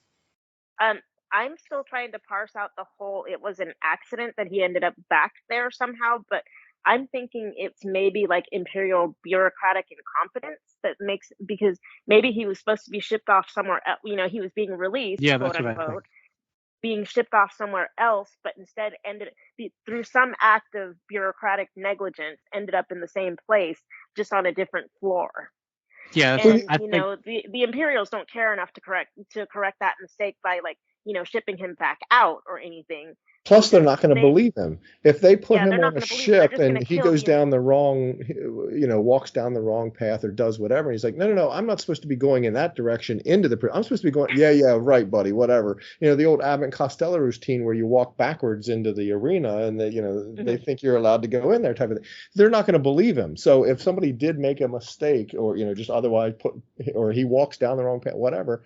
Yeah, they're going to be like, no, you're going this way. It doesn't matter what he says. I'm not supposed to be here. I'm not even supposed to be here today. It just it's not going to fly to any of those Imperials because their job can't be much fun either. And that's why I think they have to. Everyone who reaches 0 just probably gets shipped off to another place because they know they're going to rebel. They can control them. But when you tell an entire floor what's happening, who don't know that they're not going to be released, everyone's going to turn, and you can't control 100 people with just 12 guards. So they had to take everybody down because they're like, shoot, like you said, Marie, they screwed up. They sent him to the wrong place. We thought he was a new guy. When they get out of there, they send them somewhere where they actually test the weapons on them, so they really don't care if they're, geez. Kind of dark. Point, what I mean? God, that's dark. Well, I mean, there's some kind of mine. Test them. There's no need to test the weapons on anybody. No, I mean, maybe they don't have to perform the same job once they take them out of there. They go to a different facility that's doing something completely different, But how do you stop them from telling everybody? And the only way to stop them from telling everybody is to put people who already know. They're like, I'm supposed to be released. And they're like, dude, we know. Yeah, we know. So were we. Suck it up. Yeah, and word was getting around because, they had that sign language thing to do in the halls. So word was getting out, and they needed to nip that in the bud. How about Cassian saying they're switching Uli? Sorry, I'm switching gears, thinking about the episode. Olaf's having a problem, and he switches with him or whatever, and they comes over and says, well, what's with the switch? He's like, was this your idea? And Cassian's like, no, it was that guy's. Yeah, well, that guy was like, wait, what? No, it wasn't. The guy was like, I had to pause and rewind that part because I was like, what is he saying? He's like, what are you talking about? When the thing comes up out of the star that they're building or whatever, they have to, it's like a operating table where somebody's going to get the electrodes or whatever. They have to clear. They all have to hold their hands up. Is that just out of a safety thing so that nobody's hands get pinched? So the table doesn't chop their hands off. Yeah, I guess probably, it's just an OSHA type of thing. So okay, that makes sense. I couldn't figure out why everybody's why we have to clear and hold our hands up off the table. But I guess it's coming up. It's heavy. Safety is number one. Yes, 0 days since somebody's lost a finger. Safety is number one. We fried somebody last night. Well, because if they lose their fingers, they won't be able to work as fast, and then the table will fall behind, and you get your daily shocking. And no flavor in your food. The agonizing screams of space whales, sounds, whatever. I thought that was a clever way of interrogating, because I was like, how are you going to do this? But yeah, just here, put these on, and then the sound goes out, and she freaks out about many a meme coming to that scene for sure with various. I did like the homage to A New Hope when they show the door closing and panning to the floor and then the boots walking off. It's exactly that was a great shot. Yeah, so it's that description of the screams. Oh man, again, it's just the acting, the way it's written. There's this tension builds in me. I was so happy about it. Yeah, and that's the same with the electrocution floor guy. He was licking his lips, watching everyone suffer, oh yeah, squirm. And now you have this guy who's I'm gonna watch this lady totally go crazy, and it's gonna be awesome. Just the way he explained it, and it built, and he just drops this torture device on her, and because he says, "Oh, don't worry about the restraints. Those aren't the thing. Those aren't the thing to worry about. Those are to keep you safe or whatever. Those aren't the real thing. Here, put these headphones on. Listen to by the way, if you can't speak, just shake your head. It'll be fine. Yeah, and then it goes to the drill. Where it's the sound, because you're the agonizing sound of the drill. Yeah. I do like Bix's. Bix's. It was a great storytelling tool as well, where Deidre is filling the audience in terms of that. Well, we got all this from Pasternak. No, who's her friend or whatever. So she sort of retells the story and gives a lot of information. But you can see Bix go, oh wow, he did kind of spill the beans a lot. but a great line of Bix's in terms of you're just going to torture me anyway. So let's get started with this type of thing, whatever, because you're not going to believe. I think that's what she says.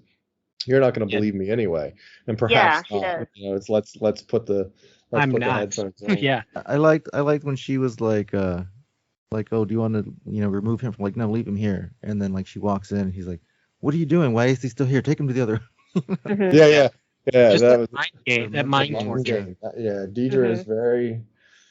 Yeah, she's manipulative in that. Sorry, you had to. Yeah, see that. she knows what she's doing. I'm sure there's a meme out there. What I was thinking when that crazy doctor puts the earphones onto Bix and suddenly she gets Rickrolled. Yeah, the music that's going to play there. No!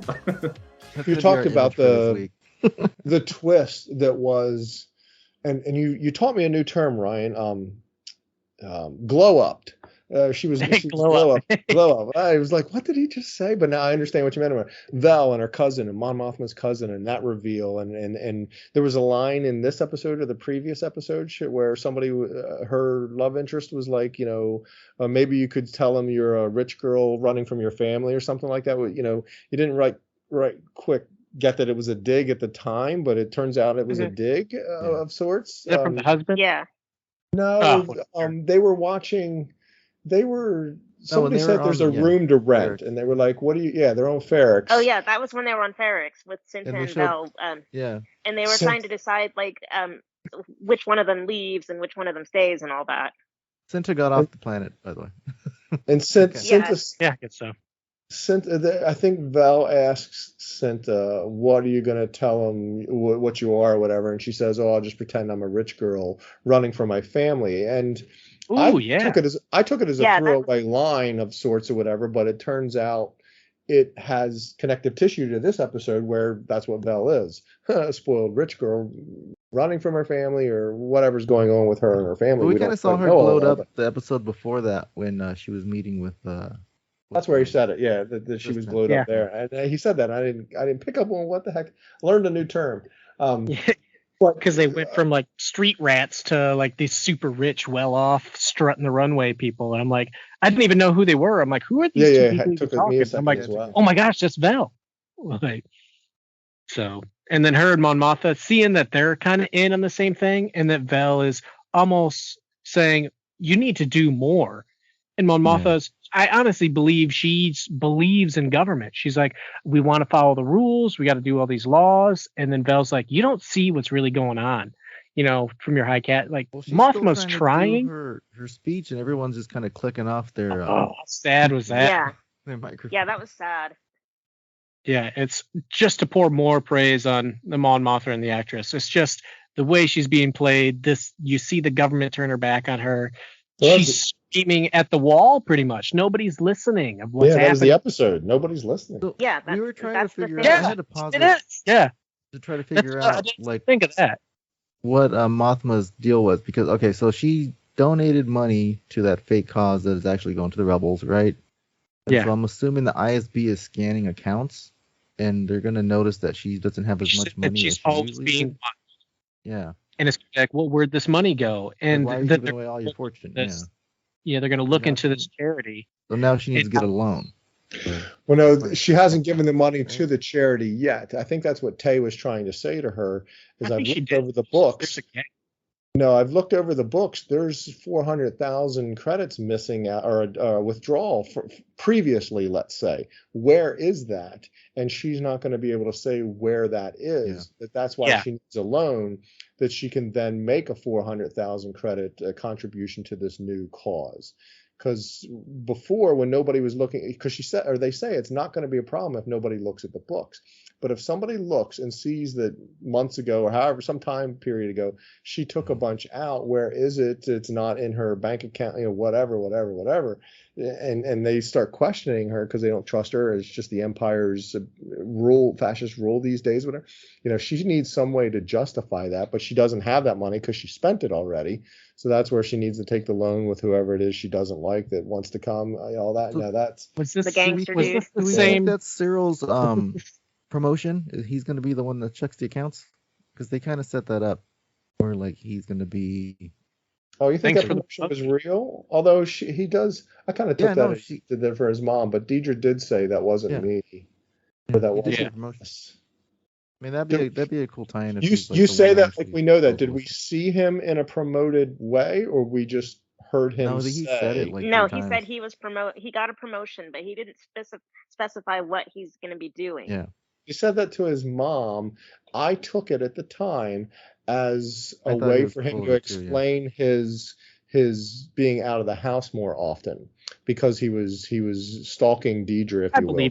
I believe it's real. He said it twice to two different people. Deidre confirmed it, so. Yeah. And that's where later I kind of think Deidre, she said, well, that wasn't me, because he thanks her for it, but she was like, well, that wasn't me. So she doesn't go, I didn't, what promotion? She just says it wasn't me. Although, that was weird. Felt he was going to discover something. I was like, he's going to discover something, but now they just offhandedly said, oh, he got a promotion. So he's still going to be searching records, and he's going to discover something that's going to be more important, and he's going to get her attention again, and they're going to stare at each other lovingly again, and it's going to be God.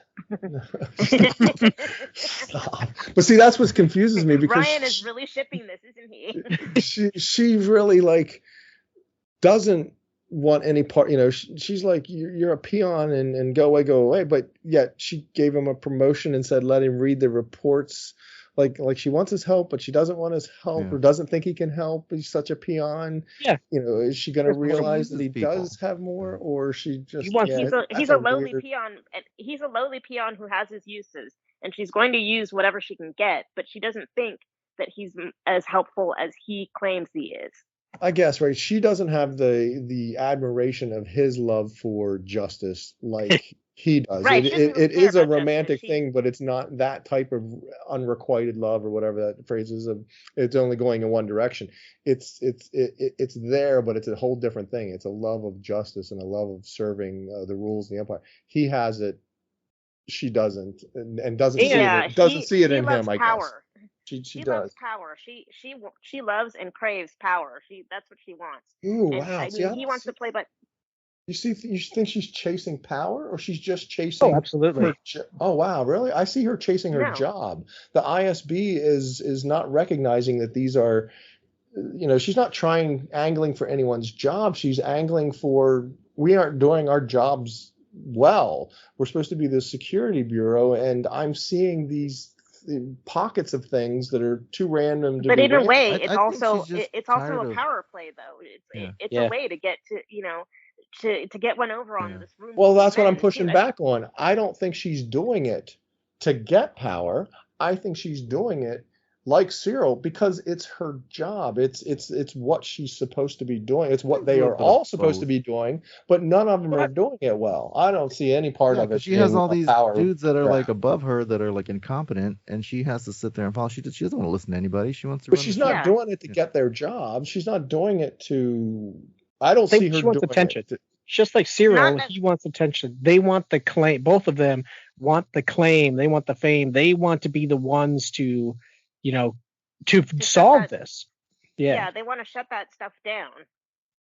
I both of them. I don't see it that way. I just see it that they want to do their job. Cyril now wants recognition for doing it, but from different ends, because Cyril is like a cog in the wheel. He is a functionary. He is, and he does not want to be seen that way. He thinks he's more than that. He thinks he deserves more than that. And he very well could be, because, but at the same time, like he's, nobody sees him that way. And I think a lot of it has to do with the fact that he's basically at heart an abused little boy. Well, nobody thinks either of them are valuable or have anything. Right. Yeah, exactly. She's in this room. She's a woman in a room full of men. Believe me, I know that feeling. That nobody sees any value in, any that knows anything about what she's talking about. They're just looking at her like, sure, little lady, whatever you say. And she's like, you guys are not doing your job. And he's and he's always like, like we have to do this, and like I know the information, I know how to research and find these people. And his mom's like, just shut up and eat your cereal. So yeah, but just overall a great episode, and it looks like the end of the arc is next week. And there's just so much building, like all these names they keep throwing out. Is this the guy that Mon Mothma is supposed to work with, the criminal? Is that the same one that gets mentioned to Saw Gerrera? Anton? No. Anton Krieger and Davos Golden are two different people. Okay. Again, I don't remember the names week to week. That's why I think this would be much better. One of them could be an alias, or one or the other could be an alias. We just never know. One of them. It's the same reason. It's the same reason I have trouble with Game of Thrones. I just can't remember all these names. Like I was like, "Who's this? What's that?" Well, Krieger's the guy. They find that pilot. Krieger is the guy that they're sort of chasing more after whatever. That well, he's they like come up with the idea of fouling the ship. That they want to. They don't want to keep that pilot. They want to send that pilot off and track him, so they don't want to keep him too long. And they come up with what I thought was a great plan of fouling the ship and having him dead in the cockpit. But the thing I'm trying to say is he was heading to Kafrene, which is in Rogue One. It was a great tie-in of sorts, because they said he was heading, or they knew he was heading to Kafrene. I guess they captured him and asked him where he was going. Yeah, they they Dr. Gorshed him and got all kinds of info out of him. But yeah, that they were gonna. I thought that was a great plan. They just needed to do it quickly. When Luthen is talking to Saw, he's like, "I want you to succeed." Whoever Krieger. And you should be the leader. They're kind of debating that. So I mean, whoever that guy is, he's like the main one they're trying to hunt for. Well, now I guess they're after what's his name, Luthen. But yeah, it seems like that guy's like pretty prominent, like doing stuff. So I don't know if they're gonna reveal who that is, or maybe it's somebody we. You took out of that he wanted Saul to. That's what they were talking about. Yeah. To become Krieger or to. Yeah, they're like, well, you should be in charge, and not Krieger because he's crazy or whatever. I don't remember exactly. No, I didn't take that out of that at all. He said Krieger needs some help and needs air support or something like that. And he needs air support, so he needs those ships that Saul. Saul was like, I'm not sacrificing my men for somebody else's deal. He's like, I don't recall. You running the shots or something like that. He tells him. Yeah, I don't know. I gotta rewatch again, but yeah. Yeah, I didn't. And that's why I was thinking that maybe like the guy that Mon Mothma was working with is that dude, but and who knows? There wasn't a line in there. Mon Mothma says to her cousin Vel, right? Says to her, what's he got you doing? And Vel says, who? That even between themselves, they still don't talk about, because we're assuming they both know that who they're talking about in that scene, right? That they both know they're talking about Luthen. Yeah. But she still, even in that context, goes, who? I don't even know who you're talking about. I thought that was, at first it was like, wait, do they not know who? But thinking about it, they have to know that they each know who that is, or they just have to know who each other is. But again, Mon Mothma didn't know about Aldhani because she goes to him, right? She goes to Luthen and says, was this you? And what have you done? Do you know what you've done? So while she works with Luthen, she doesn't know all of his machinations. She doesn't know all of his doings, if you will, so to speak. Yeah. So maybe she had no idea. Wait, does Mon Mothma know that Vel had anything to do with Aldhani? I don't think so. Right? I don't know. I mean, does she work with Luthen? Probably. She knew she was doing something because she says, where have you been? I've been out traveling for 6 months. What do you do? The rebellion has a lot of stuff or whatever. But Mon doesn't know Vel was involved in Aldhani via Luthen because she's going to be mad at Luthen when she finds that out for endangering. I wonder if there's a lot to that. I wonder if Cassio Moon is anywhere in that area, in that particular area of space. What are you talking? What is that? Where the daughter comes out and says, hey, Auntie Vel's been to Cassio Moon and look what she brought me from there. Oh.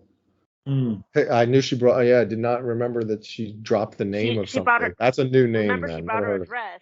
Yeah, that fit perfectly. Like, holy crap. Wish I could, my aunt's Moon, and that's maybe why Mon Mothma puts the pieces together.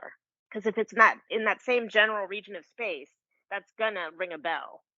Mm-hmm. Yeah, so it'll be interesting to see where that in fact is, or was Vel just being smart? She's had this dress forever and just name dropping somewhere far, far away from things to keep her cover of sorts. Because Mon Mothma said that she had to say people have been asking where you are, and she doesn't say I've covered for you, but I think she just says people have been asking where you've been or something like that. People have been asking for me to look for you. Yeah, that's what it was. Look for you. I did like the dig. The daughter was like mom's old boyfriend, and her husband's like something. I hate that husband. but he doesn't fear it at all, and Mon laughs it off because the husband, Mon and her husband, they got married at like 15, so he can't be an old boyfriend in an earthy sort of way where when you get married at 30 and some old boyfriend's back in someone's life or whatever, and you worry about that type of. If they got married at 15 or very early like that, an old boyfriend, and Mon even says, now that I'm thinking about this, she even says, we were in grade school together or something like that. We were in grade school together, yeah. So it's just the daughter projecting a little bit on her mom just because she doesn't. Yeah, doesn't the daughter say, "Dad will let me wear it," or no? Mom says you have to ask your dad if you can wear it or something. He's like, the dress or whatever. Yeah, it's like he lets me do anything I want. It's like, oh, geez, I know that. Oh yeah, I'm like, not condoning violence. I don't know what to say here. Not a good way. Great. Not a good way to be parenting, for sure. So, yeah. I was joking with my daughter when we were watching Return of the Jedi yesterday, and Mon Mothma was like, many Bothans died. And then, she's like, sadly, not my daughter or husband. I don't know. I think we do see their end, perhaps. Or we won't see it, but maybe we'll hear of it, know that it impacts I want to know how she gets from playing the role she's playing now to, being on Yavin and, Well, there's a scene in Rebels, right? There's a scene in Rebels where we see her resign from the Senate, but we don't know that timeline. It was interesting. You said something. I don't remember. Ryan, I think you said there was something about a month had expired. So it took a long time for them to get back to Ferrix. Yeah. It took a long time for them to get back to Ferrix to find Bix, right? That there's an interesting jumping of time of sorts because we got Andor and his shifts and days, and then you said something about a month till something has happened or whatever. That there's some weird timing of things. Obviously, hopefully it all works or it makes it works. But yeah, there's a lot of time going on because of Cassian's shift aspect that we've only seen 4 or 5, but we have to assume he's done a number of them, and they're 12-hour shifts. So every time he works, that's a day. So he's been there. Has had to have been there for 3 months. How long has he been in prison?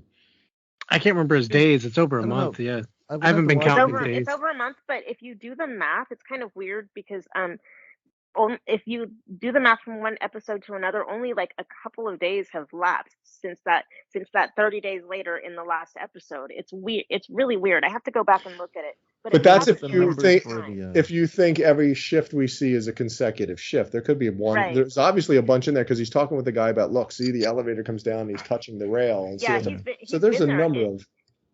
Yeah, it seems like he's been there a number of months, but it doesn't quite work out mathematically if you're looking at the number of days that he has left on his sentence.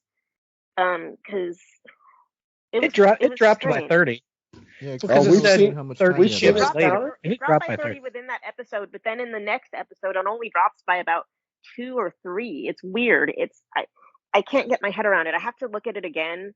We've seen his counter more than once. We've seen his counter a couple times. Well, didn't the numbers change because they redid the sentences again? And that's why not for Andor. No, but all the other guys. That was before Andor came in. That was the reason why he came in. They were asking him about it. Because I got to thinking about that. They said they doubled everybody's number. Well, if you've got 20 shifts left, and it only doubles it to 400. That's not a big deal. It still sucks, but But if you had 200 shifts left, now you're up to 400 shifts. That doubling is not a fair, judicious way. Not that we've determined, not that it mattered anyway, because in 40 you're just going to get bounced to another facility anyway. We figured so. Yeah. And if that's true, at the start of this episode, the last episode, Uli only has 42 shifts, and then at the end of it, he's only got 40 shifts left. So only 2 days have gone by in this episode. But before that, we've got. Again, if they can up your number like that, why mess with their heads? It's the Empire; they don't care. But why? They don't care. Why? Well, what I'm getting ready to say is, why do they have to go through the machinations of increasing your number if, when you're released, you're not truly released? Why do that if when I release you, I'm just going to send you off somewhere? I guess it prolongs that process, because once I've released you, I can only do that 7 times and then I have to get rid of you, or is it 7 times 7 times 7 because I can do 7 facilities, 7 floors, right? Eventually it runs out, so yeah, you just increase the number. As Andor but why would say, send him to that facility? Why not just release him to another one? I'm sure they have another facility on that planet because I mean it's a big planet of water. They said they have like those big floating. I don't know if it was 7. Was it 7 of them? You saw quite everything was 7, yeah.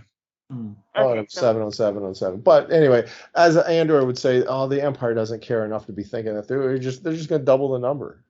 That's just all right. We're going to keep them longer, double everybody's number. Screw it. We're going to keep them longer.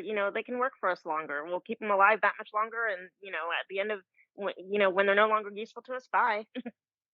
The Emperor said so. Yeah. So I'm excited for the Prison Break. Yeah, I think a lot of friendship building. Allude to the fact I have found this show more than Mandalorian, Book of Boba Fett, and even Kenobi. And I'm a huge Kenobi fan. I have rewatched this show more than anything else of the shows that Disney Era has put out. I just find the rewatchability of this, the dialogue, the intrigue, the edge of your seat aspect, maybe because it's an expectations thing that I don't know any of what's going to be coming along. Not that you knew of anything of what was happening in Kenobi or any of the other shows or whatever, but this show has so much more rewatchability for me than those other ones have, that I'm very much not looking forward to the end of it, because we're 3 episodes out, right? This was 7, 8, 9, so we got 10, 11, 12. So yeah, it's gonna be over too quick. But yeah, I'm looking to see how this, not how it ends, but how they wrap all this up. How many times have they filmed Mon Mothma closing the door to her car? Do you think they just take a day and say, all right, let's put you in or every time she's in an outfit, oh, wait, we got to get one more shot. Here, come sit in the model of the car. We're going to close the door and you just look off to the side, whatever. All right, you're in a different outfit. We're going to do that. Because there's like 5 or 6 different times we've seen her get in that car and the door shuts. And she's looking out the window like a Lincoln commercial. Yeah, that's exactly, Ricky. It's that type of. Oh, it's such a good show. Lincoln. Such a good show. It's a gorgeous car. I love that model. Sucker for that blue. Reminds me of there was one, we talked about Andy Serkis earlier. I remember I saw one really amusing article online, basically a clickbait. But the whole purpose of the article was, it came with that ridiculous headlines that these clickbait things do, saying that how Andor has introduced a continuity issue, and the whole article, that was reasonably short, thankfully, was about how now Andy Serkis in it, people are going to get confused because he plays Snoke in the sequel trilogy. Didn't he have to come out and say, no, it's a different character? There's nobody there who's looking at that thinking, that's Snoke. Yeah. Why is Snoke in this? What is he doing in here? It's not. They got pulled apart in the comments, but it was quite funny thing that anybody thought that was worth even trying to. I mean, there's plenty of actors, who have played other characters, multiple characters in Star Wars, and I don't expect anybody's ever got any confused about it. But that was ridiculous. Definition of clickbait, is Snoke. Well, let me click on it, and they get their ad I'm still trying to figure out how the guy that was in the bar in episode 2 ended up on the spice mines at Kessel. So. Warwick Davis, there's one. He's played a million different characters in Star Wars. He was actually the same character though from Rogue One that he was in episode. Oh, that's what I've watched on YouTube, because I've tried to stay away from Facebook and Instagram feeds, which just go on forever. Your thumb gets sore from swiping through all this crap that you get in your Facebook feed. So now I've gone to YouTube, where actually some of the stuff I actually do end up watching is actually quite interesting. I think wherever the algorithm works in YouTube, you seem to see more interesting stuff. Anyhow, we were talking about I think we said before about Andor not having very many Easter eggs. Well, these videos on YouTube, it's like each episode is like 101 Easter eggs in Andor episode thing. I thought, what? There can't be that many. And literally, some of the stuff they were putting down as Easter eggs were just basically stuff that happens in the Star Wars universe anyway. Oh no, they mentioned Coruscant. Oh, it's an Easter egg. No, they won Coruscant, you idiot. But there was one of these things in the last episode. It was when Mon was in the Senate. They had George Lucas's character in one of the other Senate sort of cubicle things. The one he plays with the purple face and stuff. Yeah. In Revenge of the Sith, his character in that is actually apparently this is a great Easter egg. You hardly see it in this. What was his name? I can't remember now. There was on Clone Wars too. Remember? Yeah. They were from that moon planet. Yeah, he's basically in a blue robe with a purple face and some sort of Yeah. What'd you say, Marie? Baron something or other, but I can't remember the name of the Baron. Yeah, I think you're right. Something like that. I started watching it, but I got to about 20. I gotta rewatch that. I just thought, no, you literally just. Now you're gonna have me digging through the novelization of Revenge of the Sith because it's in there. Oh, is he in the novel too? It's on your computer and Google too. Because I think you're. I'm trying to pull it too. Baron something, but I can't remember what his name was. Yeah. Baron Munchausen. Baron Palpatine. Yeah. I'm still waiting for. All I want to see, probably 52. All we want to see is just Jar Jar in the background. He doesn't have to. I just want to see him in the background somewhere. Yeah. I was hoping it might be the one that doesn't turn the light off in the Senate. Maybe we'll get a Tales of Jar Jar. Ooh. Oh, maybe goodness. Jar Jar's Anto Krieger. Yeah, but who would be the opposite of Jar Jar in this though? Because it's like you've got Ahsoka is the good, Count Dooku was the bad, so you need Jar Jar being the good, and who's going to be the ridiculous bad one? Like a Gungan? Kylo Ren. Boss Nash. Always need more Kylo. Hang on a minute, it's called Tales of the Jedi. Jar Jar's not a Jedi. He's a round Jedi. Jedi. Jar Jar. I do want more sequel trilogy stuff. I do want that more animated, as much as I still want the High Republic stuff to be animated, which I'm almost willing to bet a little bit of money on for the third phase that there will be some animated or something visual on screen for that. It's Papa Noida or something like that. Yeah, I knew it was Papa. Yeah, I think you're right. Papa Giorgio. Giorgio. Papa Noida. Papa John. But yeah, that'd be really good actually. They're a good way to reintroduce the Tales, the sequel stuff in with the Tales of the Jedi. They pumped it through, one or two sequel stuff into that because people are already loading it up as as the best thing they've seen in last month. So, should we break it down then, or you want to get to that still this week? Well, but it's about having everybody's favourite moment from the 6 episodes. We're breaking down a bit. Next month we would get time. Because we've got the last 3 episodes of Andor next time. You might have to do. I was blown away by Dooku's beard. No, just but shouldn't he have a really long, skinny face? Like, is that the same animation? They rounded his face out more. Episode 4, I think it was. He looked like an older that was powerful. Ben Solo. That was holy cow moment. The Dooku stuff was amazing. Personally, the Ahsoka stuff was fine for me. But Dooku was just every episode was a 10. Like watching him slowly change his point of views, and again, this is where people like blame Mace for questioning him. You could see Dooku he's choking people and killing people. Like, of course, Mace is going to be like, "Yeah, dude, what's your deal?" type of thing. So, but to see his personal reasoning, which is the point of view of the bad guy. I need to remind people, he's the bad guy. So if you believe what he's saying, you're believing the bad guy. Like, let's remember that. So but how he blames the Jedi and all this other stuff, just to see his turn slowly that the Jedi aren't doing enough, which they don't need to. They're not the military of the galaxy. But yeah, every episode was a 10. And his third episode was an 11. Like, oh man, just amazing. Some close similarities between him and Anakin, isn't there, in terms of their behavior? Even as a Jedi, people are aware of their behavior, but nobody's thinking that necessarily means that they're going to go down just the hubris of the Jedi that are like, they see. I mean, there's been so many instances in the books too, but like on this, like they see Dooku do like bad stuff, and they're like, he just kind of slipped a little bit. He can never just having a bad day. Yeah, even like on he's a political idealist. He can never murder anybody. Like they don't believe that one of their own could turn, and be, and be evil. I mean, you got to think in the thousands of the years of galaxy at that point.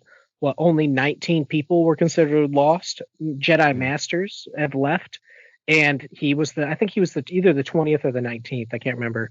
But yeah, you got to think. So yeah, you got to think out of the hundreds of thousands of Jedi they have, only 19 Masters have left. They're like, oh, we'll talk about it. It'll be fine.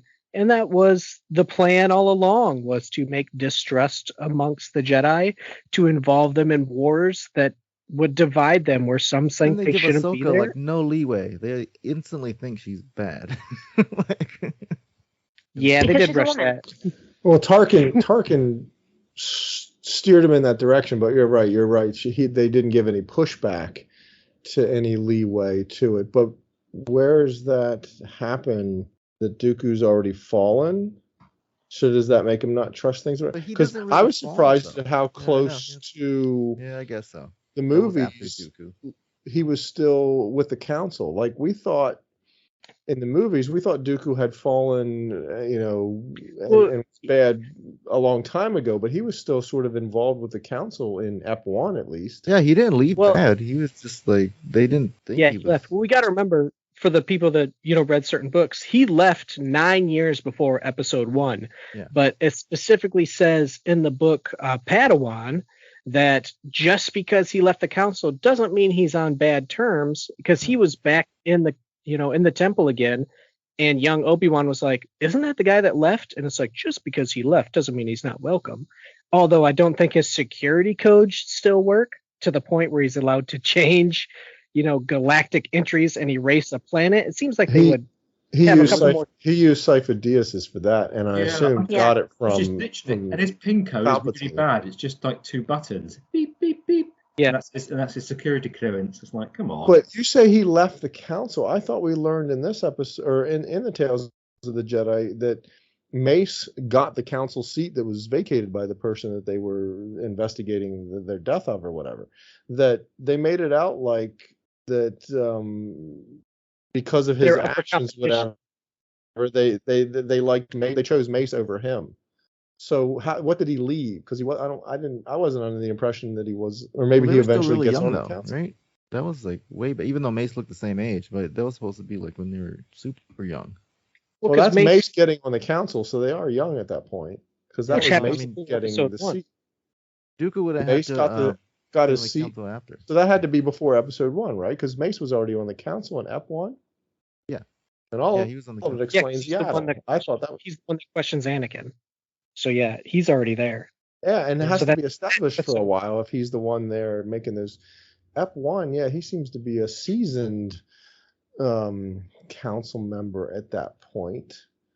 So that, and he might have left really soon after that, because he's like, did you know you were going to be chosen? He's like, well, I was surprised just like you were now. And that might have been one of the things where he's just like, all right, I'm leaving. Like, because he sees the type of person that's getting on the council, where he may not agree with Mace. He's a rule follower type of thing. And he's just like, I don't agree with it. So it could have been right around that 9-year mark. That episode might have been around 9 years before F1, because there's no indication on what anything is up until his 3rd episode. Yeah, no timeline at all. Yeah, right. The only one you could tie anything to would be the Yaddle episode, because she says about the funeral for Qui-Gon, that they were all going to be heading off to it, and he's like, I'd be bad company. So we have somewhat general timeline of that episode, of those incidents. And I just love how the internet is like, Yaddle talks normal, and we discussed this almost, in January or whatever, February, that one of the biggest surprise with the High Republic is that Yaddle speaks normal. So, and she straight up says, what, do you think I talk like Yoda? And now the internet and of course, TV shows always get more attention than books, but yeah, that's what I love. I can just kind of flex and be like, oh, shoot, I knew that for like 8 months. What are you talking about? So, you should read the books. You should read High Republic. So, But yeah, amazing fight. I loved Bryce Dallas Howard as the voice of Yaddle. So it's just amazing. I mean, like I said, one of the best, probably the best animated show I've seen. I loved it. Ahsoka did good too. Seeing her training stuff. Anakin's still a jerk. I love that episode where you're like again, and then they just keep doing it. Yeah, that was one of my favorites. I did like seeing her as a baby too, playing with that tiger thing with her mom. Yeah. Oh, that episode.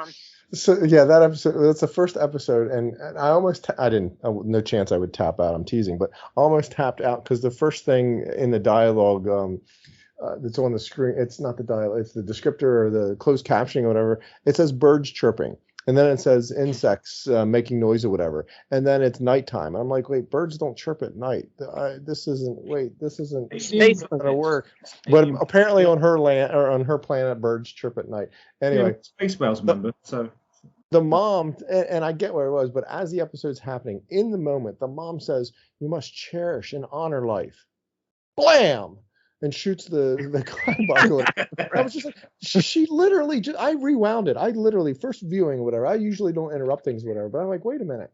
Didn't she just say? I rewound it, and sure enough, she says the dialogue is you must honor and cherish life, and then the next action or two, there's no more words, whatever. But she's shooting the Kleinbach. Now, granted, we learn that whole history lesson or that lesson of life, and you do have to honor and cherish it. And any hunter will tell you that what they do is purposeful, and it is. And they even say in that episode that it's a heavy one, it'll feed many, and honor the sacrifice that's going on there and all that. And then you have the whole tiger taking Ahsoka and honoring life and all that goes into it. It was a great episode in that sense. But yeah, in that moment, in that first first viewing of it, she's like, you just must honor and cherish life. Blam. Did anyone feel like there was a time jump? Like I felt like Ahsoka was 1 at that time. Did anybody else pick that up? They say that they go on the hunt. Yeah, has it been a year already? So was that just like a throwaway line, or was that to establish a timeline that Ahsoka's 1 at this point? Yeah, I think it was a line to establish. I didn't see any age development in the kid, much of anything or whatever. Yeah, that's what I thought. Kids age a lot. They change a lot from like birth to that. And I was like, she barely changed. But she barely changed. Yeah, I think the model, but yeah, a line to put in there to say, yep, nope, it's been a year. It's time to take her on a hunt. Yeah, time moves like differently in space. Yeah, it has to be like a 1 year. Push back on your whole woman-man thing, Marie. And the guy's like, really? Do you have to do that? That doesn't seem very safe. And he was right, because it wasn't very safe. And she's like, no, we got to honor the traditions and everything. He was kind of right. No, it was a great fable, if you will, right? A great sort of type of storytelling of that type of fable. And her, I still want to know how she got up on the tiger. She climb up, force lift herself up there. Does the tiger flip her up and do a lift her up and flip her up over his head type of trick to get her up there? She flew. She must have flew. She's a year. She can like crawl and. What was I can't think of. There were 8 of them. How many were there? 6. What was the last one? The Inquisitor. Ahsoka. Yeah. Right. Ashla. And right, the Ashla and her. That's how she becomes Fulcrum, right? Because or she uses a communicator to catch up with Bail to rescue the 3 people that are left and the one Yahoo that turned him in and destroyed his family. But he says, right. You ready to get back into the fight? And she kind of nods. And I kind of took that was her coming back into the fold for Rebels to become Fulcrum. Yeah, which it's weird that there's a book written about this. Like the Ahsoka novel is exactly like that. So and I don't consider it, even though I read the book, it was mediocre to me. It was different a little bit, but still relatively the same. She still fights an Inquisitor. I'm surprised they didn't say that's where she gets her white lightsaber crystals from, because in the book, that's what happens. But again, maybe you don't want to spoil everything about the book, so they just kind of tease it. Yeah. And she still fights an Inquisitor. The fight might be a little bit longer. They're on a farm, but she fixes robots. She's called Ashla. So right away I was like, oh, that's definitely it. Because she's like, just call me Ashla. So I think it's close enough. There was a lot of complaining where it didn't kind of match up with the book, But personally, like I think it's of the same thing happening. Couldn't she do it twice? Yeah, that's what I'm saying. Yeah, Could she have done the book? She's killing 2 Inquisitors, like, and calling Bail. She even calls Bail twice. Bail hunts her down. Bail again is like, she hasn't contacted me in forever. I can't remember exactly why she calls him. It might be for friends again. I read the book once. I might listen to it on audiobook. So yeah, I don't think they have. I don't think right. She. I'll have to go back to the book, I believe, right, because she does 2 planets, and I think maybe the first one.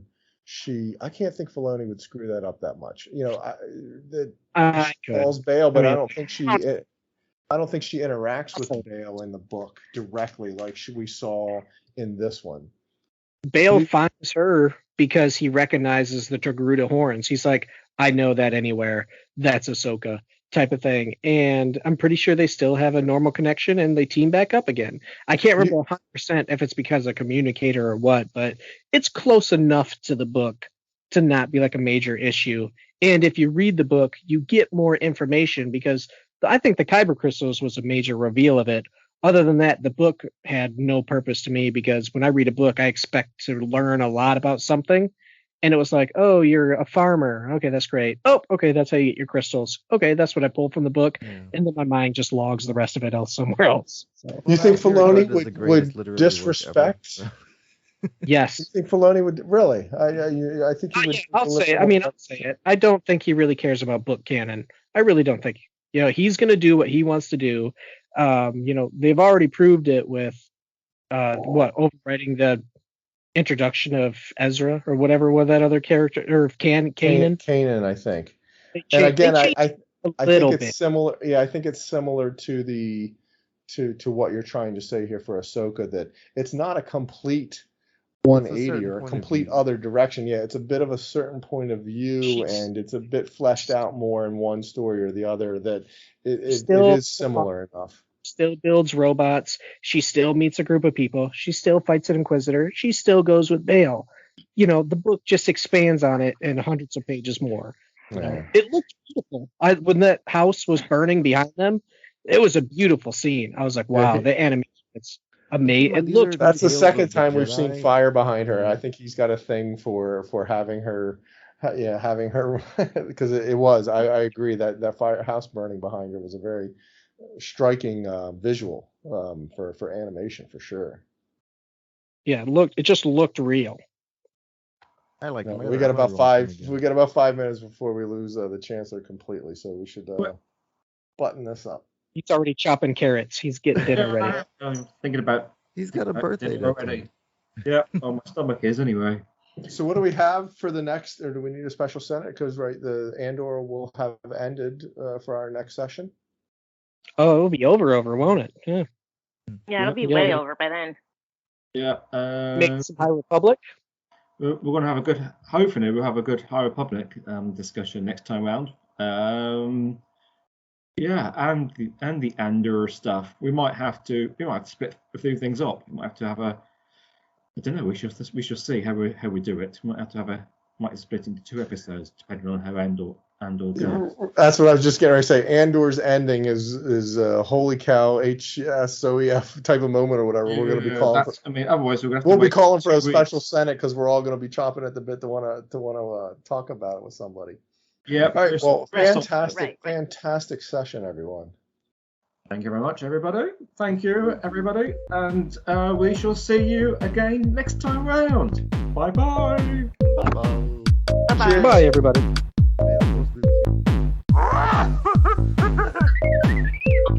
Go switch off.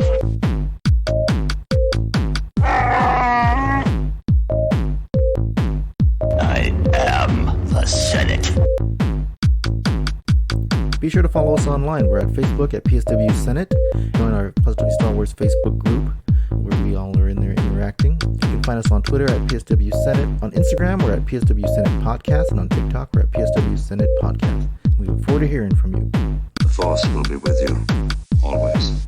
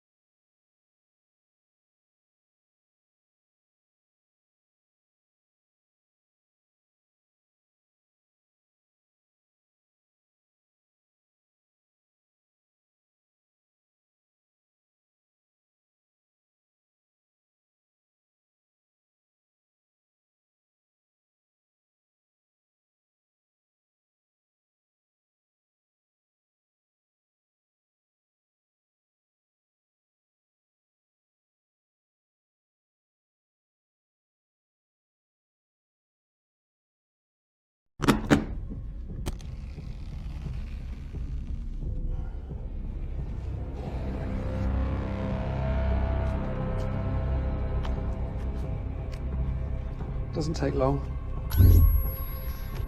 It won't feel that way to you, inside it, but let me know when you're willing to cooperate. Oh, and if you're having difficulty speaking, just shake your head from side to side. You'll want to be sure of that, Bix. That you're cooperating fully. It's repeat listenings that cause the most damage. We ready? Let's get on with it.